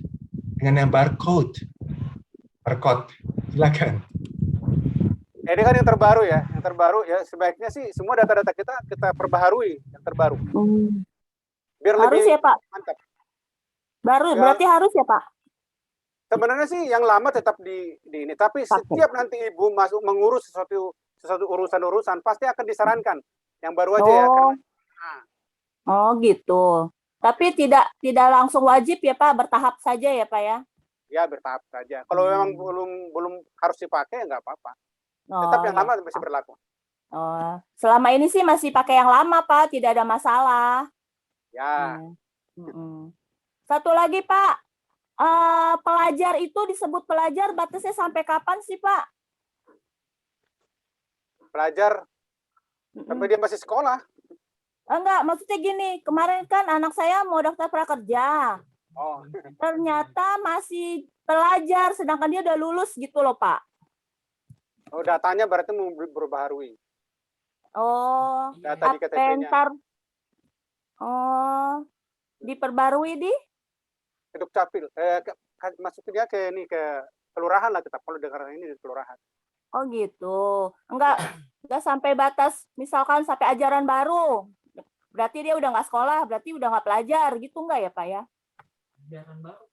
Karena sebenarnya kalau dalam prakerja itu kan ada undang-undang tenaga kerja juga mengharuskan mereka harus dewasa dulu baru bisa kerja. Jadi kalau belum dewasa kan, belum diterima. Ya. Masih dianggap kan sebagai pelajar. Udah lulus. Ya emang sih baru lulus 2 bulan ini ya Pak. Jadi belum bisa ya. Oh makanya batasnya itu dibilang pelajar itu istilahnya sampai waktu yang sampai mana gitu. 17 tahun. Nah, sekarang udah 20 tahun. Itu tapi undang-undang masih tenaga pelajar. Oke, terima kasih Bu Oke, Fitria. makasih, Lanjut Pak. ya. Makasih Ibu Sulastri. Ya, monggo. Mau tanya apa? Ya. Doang pas daftar lagi udah terdaftar di Bansos. Udah gitu, sebenarnya setelah ijazah keluar udah dihapus. Kata Bu Nina dari Kementerian Pendidikan. Ya, Bu. Ya, apa namanya? Ya, saya Santi, wakilnya Bu Sulastri. Ini Bu Sulastrinya tidur. Oh ya, monggo. Jadi saya mau nanya, saya mau nanya Kak Walter. Jadi ini Ibu ini udah punya NIK ya dari saya lihat NIK-nya itu ada di kartu BPJS-nya. Di kartu BPJS-nya itu kan sudah kadaluarsa sampai tahun 2019. Nah, tapi masalahnya adalah KTP yang lama yang membuat dia punya NIK itu KTP-nya sudah hilang. Terus itu pun sepertinya nembak. Jadi makanya saya nggak yakin ini valid apa tidak ya. Itu yang pertama. Terus tapi jadi KTP yang itu yang ada membuat dia punya NIK di BPJS itu sudah nggak punya KTP lagi sekarang, udah hilang. Nah, yang ngurusnya juga orangnya udah meninggal. Jadi yang membuat dia sampai sekarang nggak punya KTP lagi yang baru, dan juga anak-anaknya jadinya nggak punya kartu ini, apa namanya, keluarga, nggak punya kartu lahir, dan juga mereka nggak punya kartu keluarga, karena juga apa, menikah tanpa ini, apa namanya, surat nikah juga gitu. Jadi sama sekali nggak punya identitas gitu. Jadi gimana ya Kak untuk tahu bahwa satu valid apa enggak itu yang nick yang lama, terus ngurus yang baru seperti apa kalau nggak punya surat-surat sama sekali. Tuh, terima kasih Kak. Ya, terima kasih Santi. Ya, bertemu lagi kita di sini. Iya Kak. Ya, permasalahan-permasalahan mengenai nick ini sebenarnya itu banyak sekali. Hal seperti ini termasuk yang Santi ini sesuatu yang agak rumit juga untuk diurusnya. Karena itu, tapi tetap bisa diurus, semua bisa diurus. Apalagi sekarang ini dengan administrasi kependudukan, undang-undang administrasi kependudukan baru itu. Jadi untuk mengurus ini harus menggunakan surat tadi itu, surat yang dulu SKUT namanya. Sekarang jadi apa namanya, SKIP gitu. Jadi berarti harus ke Dukcapil rentan kependudukan sampai ke situ untuk mengurus itu. Kalau dia di Jakarta, dia harus ke yang di Grogol, rentan kependudukan.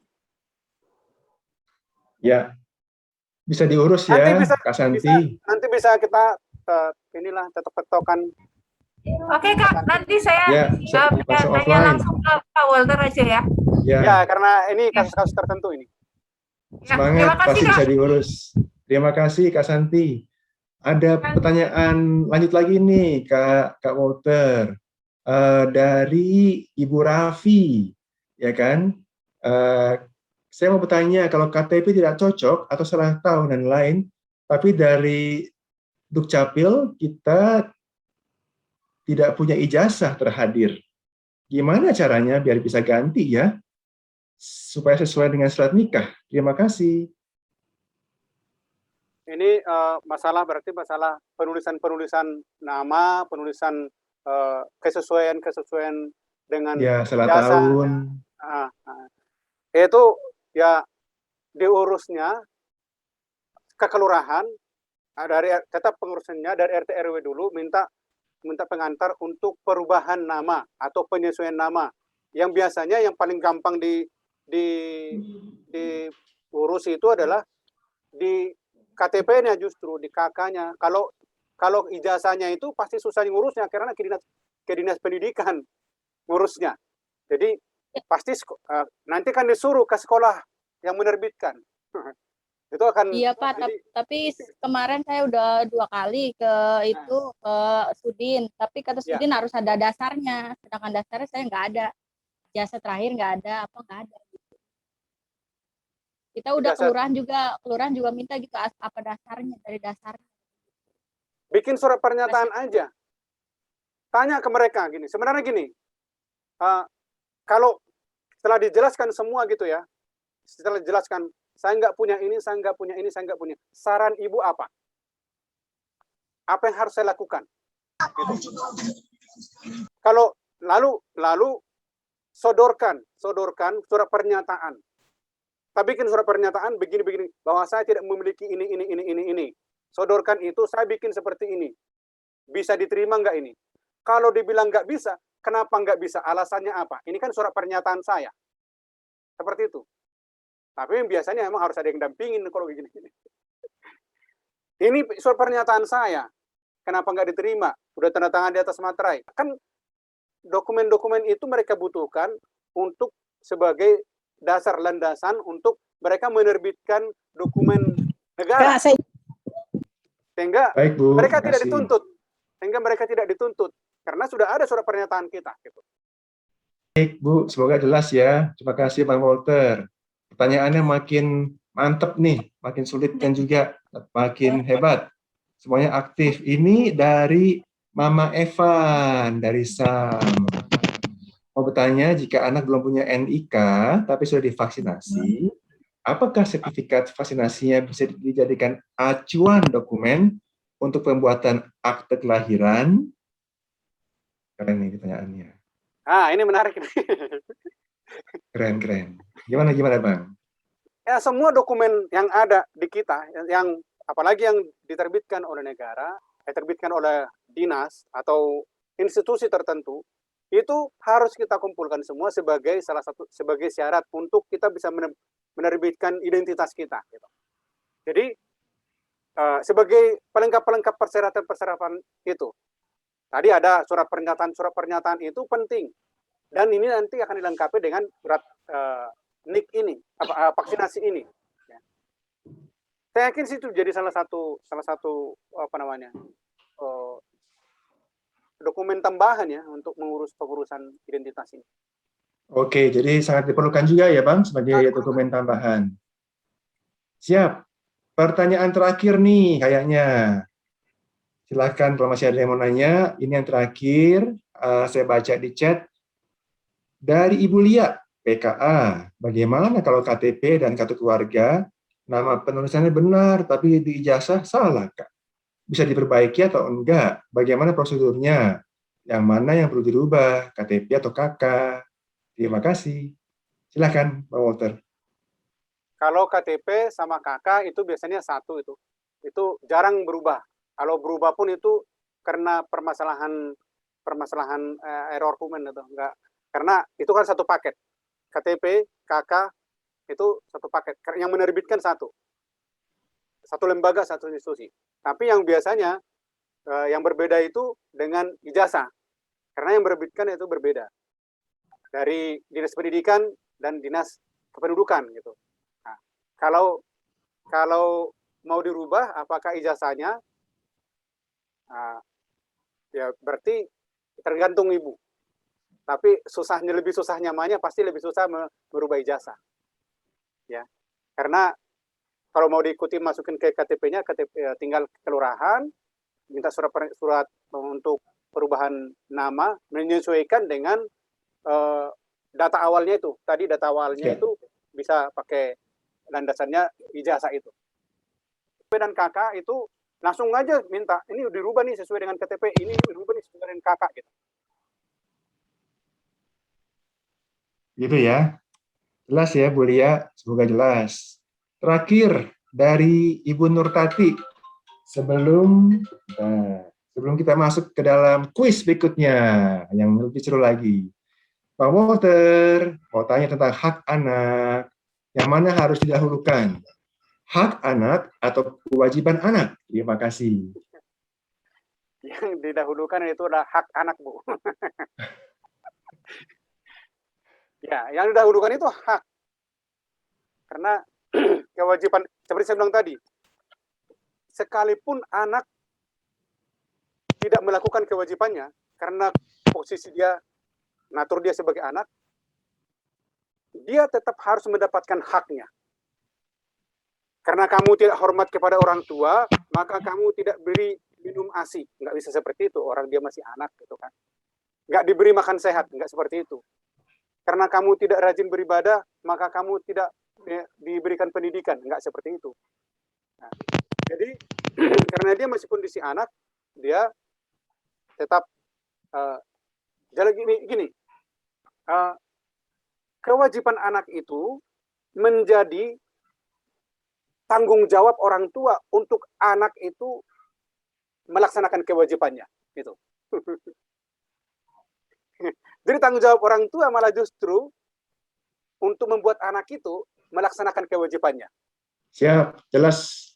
Semoga jelas jawabannya ya, Ibu siapa tadi itu? Ibu Nurtati. Ya, terima kasih Ibu Sulastri, silakan live. Sebelum kita lanjut ke pertanyaan Kak Yoki, Ibu Yoki, ada yang raise hand. Silakan Ibu Anggi Lintang, ada pertanyaan, langsung disebutkan. Dan juga dari, ya silakan. BPJS saya udah nggak aktif, mau aktifinnya gimana ya Kak? Aktifnya kayak puskesmas, Bu. Udah Datang ke ke puskesmas, suruh datang jam 10, jam 11, katanya datang jam 1, Bu. Jam 1, besok lagi. Datang ini besok lagi nggak kelar-kelar jadinya. Oh, berarti harus ketemu, Bu. Jamnya. Tetap harus ke puskesmas aktifinnya. Iya, saya udah ke ini juga yang ke Pelumpang itu. Nggak bisa, harus ke puskesmas kata dasarnya. Iya. Harus ketemu dengan orangnya, orang puskesmasnya, terus mau mengaktifkan ini gitu. Bawa kakak ya, kakaknya jangan lupa. Kakaknya itu dibawa fotokopi, terus nanti dikasih untuk diaktifkan kembali. Tapi kalau dulu didaftarkannya yang berbayar apa enggak berbayar, Bu? Yang gratis. Kalau yang gratis lebih gampang sebenarnya. Ya kan itu kan saya dapatnya dari Puskesmas Ancol. Karena kan saya pilih di sana tadinya. Nah, terus saya pindah ke Cilincing. Gitu. Iya, tapi KTP-nya Apa KTP harus ke Ancol apa ke Cilincing? KTP-nya KTP mana, Bu? Cilincing, udah Cilincing sekarang. Udah pindah. Rorotan. Iya. Iya, daftarkan ke ini puskesmas yang sesuai dengan KTP Ibu. Oh, gitu. Ya. Kemarin udah ke sana sih. Katanya Senin coba lagi. Hari Senin daftar lagi, Bu. Iya. Oke. Ya, Kak. Semoga sukses, Bu Anggi, untuk pendaftaran BPJS-nya. Bagaimana dengan Ibu Ibu INH7SOZT? Silakan, Bu. Tolong speaker dibuka, Ibu. Ya, silakan. Saya mau nanya gimana mengatasi kalau anak tidak mau divaksin. Kenapa tidak mau, Bu? Dia takut disuntik. Sudah dibujuk-bujuk tapi tidak mau. Gimana tuh, Pak? Ya, Pak. Ya. Harus Ibu yang harus dibujuk, terus dikasih tahu dampaknya. Kalau nggak divaksin itu nanti begini. Ibu kan udah tahu lah pasti. Terus itu Ibu anaknya sudah 12 tahun kan? Iya, mau 12 tahun. Vaksin apa, Bu? Kalau vaksin COVID itu harus 12 tahun dulu. Iya, 12 tahun. Maksudnya sebelum 12 tahun saya bujuk-bujuk dulu biar nanti pas sudah 12 tahunnya dia mau sebulan lagi. Oh ya, masih ada waktu Bu. untuk membujuk dan juga mudah-mudahan menjelaskan. Mudah-mudahan mau terbujuk, ya. Ya juga teman-temannya kasih tahu teman-temannya udah divaksin, pasti akan lambat laun akan mau. Sip, terima kasih Bu. Semoga jelas jawabannya. Yang terakhir ini Bang Walter dari Kak Yoki, Bu Yoki ya. Yang pertama, apabila sudah menikah, tapi pasangan saya belum punya akta kelahiran, bagaimana cara mengurusnya? Yang kedua, bisakah file ini di-share supaya bisa sosialisasi ke warga lain di Bantar Gebang? Silakan Bang Walter. Kalau kan untuk persyaratan untuk menikah itu memang harus ada akte kelahiran ya. Jadi akte kelahiran ini sekarang ini senjata ampuh nih untuk segala urusan. Ngurusnya ya sesuai dengan KTP dia. Sebenarnya kalau untuk orang dewasa itu lebih mudah kenapa? Karena dia sudah bisa menandatangani sendiri. Di kelurahan itu ada formulir-formulir yang sudah disiapkan. Sekarang ini sebenarnya lumayan dipermudah, apalagi untuk DKI ya dipermudah karena sudah dipersiapkan semua formulir-formulirnya itu sudah ada, jadi tinggal menandatangani. Untuk dewasa seperti ini itu diurusnya melalui RT RW di kelurahan, sampai di kelurahan pun sudah bisa, nggak perlu sampai ke Dukcapil. Tapi kalau yang ada permasalahan misalkan salah penulisan segala macamnya itu bisa sampai ke Dukcapil. Terus nanti mengenai bahan ini nanti bisa di-share, ya nanti akan saya share. Atau kalau misalkan mau kita mau bikin sosialisasi di mana tadi tuh di daerah Bantar Gebang, Bang. Bantar Gebang. Boleh lah kita nanti sosialisasi di situ. Siap. Mantap. Sip. Terima kasih. Oke. Kalau KTP DKI kakaknya daerah itu gimana ya Pak? Ada warga saya begitu Pak. Kebetulan kan saya juga kader Dasawisma. Nah saya ketemu warga saya begitu. Makanya saya mau nanya. KTP itu dibuat berdasarkan kartu keluarga. Jadi kartu keluarga itu yang jadi landasannya. Jadi yang diterbitkan KTP adalah seperti apa yang ada di dalam KK itu. Jadi kalau dia ada KTP-nya KTP daerah, artinya dia belum pindah itu. KK-nya juga pasti ada di daerah. Jadi sebaiknya di ini lagi ke kelurahan. Karena iya, nggak mungkin. tapi kenyataannya memang kakaknya itu kakak daerah, KTP-nya KTP DKI. Sorry, nggak kedengaran. Suaminya yang KTP DKI? Suaminya yang KTP daerah. Suaminya KTP daerah. Dan dia ada di kakak istrinya. Di kakak suaminya. Sedangkan istrinya masih ber-KTP DKI. Istrinya KTP DKI. Tapi dia masuk kakak daerah. Iya, masuk ke kakak suaminya. Kakak daerah. Bisa gitu. Iya, makanya. Harusnya nggak bisa seperti itu. Karena yang benar berarti belum dicabut. Belum dicabut yang dari daerah, harus terbitnya di atau belum diurus baru. Nah, itu Pak. Nah, kalau solusinya dia gimana? bikin baru di KTP, kalau dia di DKI berarti bikin baru di DKI. Itu tinggal surat pindah, atau dia berarti dia tidak bikin EKTP. Kalau udah EKTP nggak mungkin. Pak mau tanya Pak, saya juga nemuin warga nih Pak ya, sudah punya anak 2 tapi belum bikin kakak Pak ya.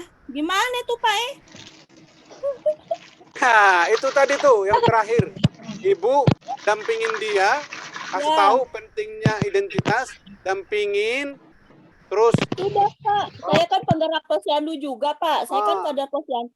Sudah Ibu, udah mau punya anak 2. Ya entar deh pas lahiran ya katanya. Pak udah tuh ntar, coba saya cek. Ya berarti itu jadi salah satu tugas amalnya ibu untuk mendampingi dia. Insya Allah ya Pak, makasih Pak. Insya Allah. Ya. Ya, amin. Terima kasih. Semangat terus Bu. Ya. Oke, kita kasih aplaus, tepuk tangan buat Bang Walter. Tepuk tangan yuk. Terima kasih Bang Walter atas penjelasannya luar biasa. Jelas sekali ya KTP, KK, NIK buat anak, bahkan kita semua diajak untuk menggerakkan. Nah, sebagai penutup masih ada kuis berikutnya ini untuk menentukan siapa yang mendapatkan poin terbesar sehingga mendapatkan apresiasi dari webinar pada hari ini. Oke, siap Kak Tama, tolong tampilkan pertanyaannya. Cara menjawabnya sedikit berbeda ya. Jawabannya adalah dengan raise hand. Kalau sudah raise hand, saya kasih waktu langsung jawab.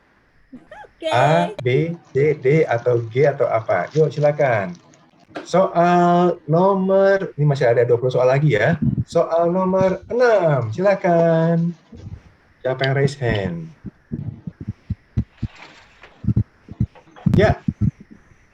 Surat pengantar RT RW. Ya, siapa itu? Yang jawab duluan. Ibu Fitria, Cawang. Fitria.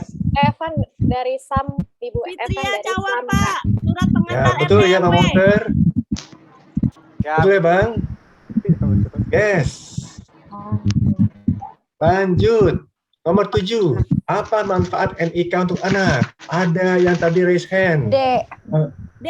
D, Pak. Anak D. bisa mendapatkan Bu Evan. Anak bisa mendapatkan Anak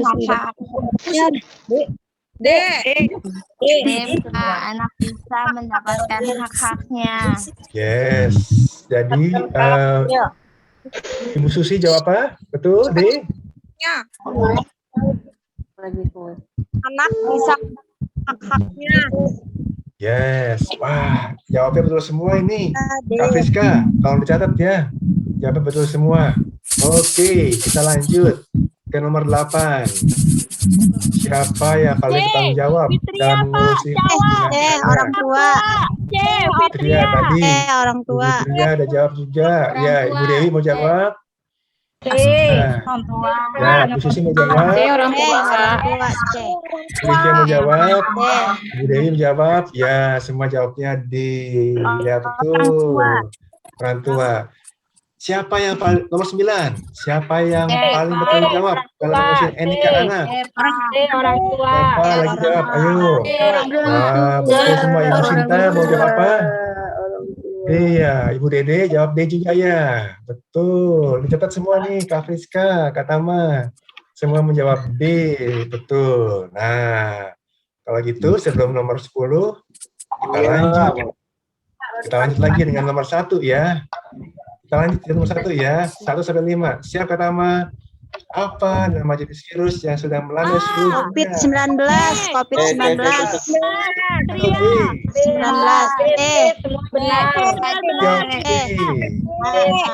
Semua benar. Ya, betul. Yang C, betul. Dicatat tuh tadi yang jawab C. Ya, sip. Nomor 2, dengan cara apa virus COVID-19 menyebar? A atau B? Benar, melalui kontak langsung. Semua benar. Betul tuh, siapa yang jawab ABCD tadi? Angkat tangan. Ya. Semua benar. Ya, oke, dicatat ya langsung sama Kak Friska. Lanjut ke nomor 3. Bagaimana cara mencegah penularan virus COVID-19? C atau D atau E?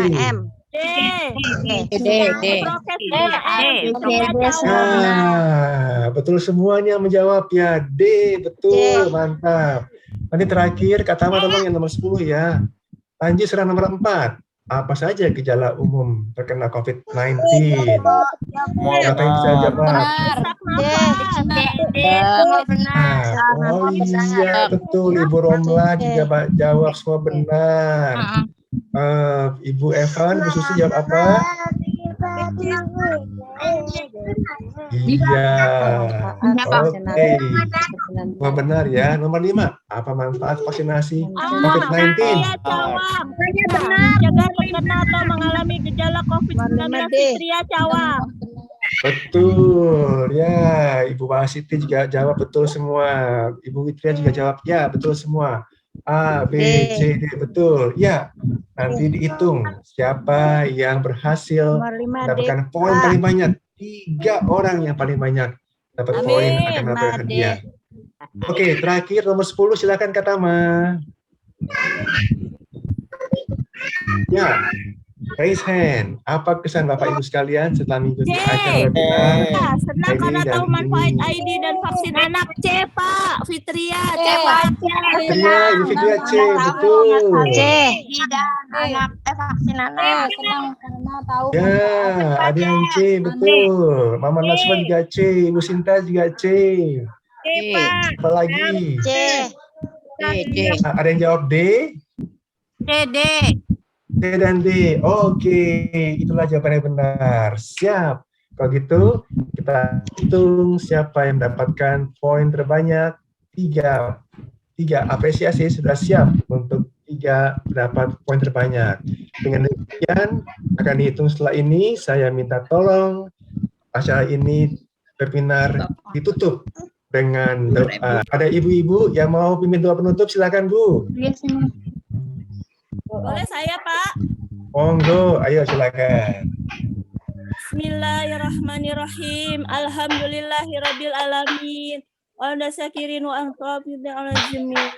Ya Allah, mudah-mudahan dengan webinar ini kami sebagai orang tua terus dapat membimbing dan memberikan hak-hak anak dan kewajiban. Ya Allah, mudah-mudahan dengan acara ini kegiatan vaksin pemerintah berhasil.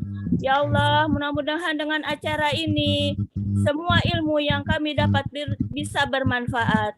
Rabbana atina fid dunya hasanah wal fi akhirati hasanah wa qina azabana. Amin amin ya rabbal alamin. Wassalamualaikum warahmatullahi wabarakatuh. Waalaikumsalam. Terima kasih Ibu atas doanya. Waduh, benar-benar menambah kenikmatan dan ikhtiar kita semua untuk berjuang bersama-sama supaya melewati pandemi ini dengan sukses dan anak-anak kita semua sehat. Silakan Kak Tama, Kak Friska diumumkan siapa peraih pemenang 3 poin terbanyak. Silakan. Ya, Ibu, selamat sore semuanya. Pertanyaannya semua berhasil dijawab dengan baik ya. Terima kasih sekali untuk semangatnya dan juga hadirnya yang bisa sampai sore hari ini. Kiranya ini jadi pertemuan kita yang pertama bersama-sama nih ya, berkumpul sama mitra, tapi bukan pertemuan terakhir ya. Kalau nanti ada acara-acara lain, berharap ibu-ibu semangat juga untuk ikutan. 3 pemenang yang akan saya umumkan bukan berarti yang lainnya tidak jadi pemenang atau jawabannya bukan yang terbaik. Tapi memang ini dinilai dari tempat jawabnya, terus jawabannya juga lebih banyak yang benar. Karena memang tadi ada pertanyaan yang agak-agak menjebak kayak gitu. Seperti pertanyaan nomor 2, nomor 4, dan nomor 5. Seperti itu. Oke.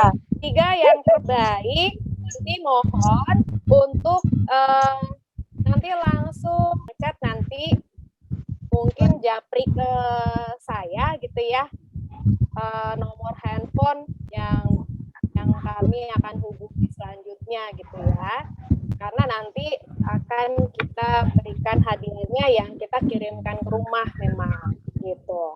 Oke, yang 3 terbaik adalah yang pertama adalah Ibu Warsiti dari YBM.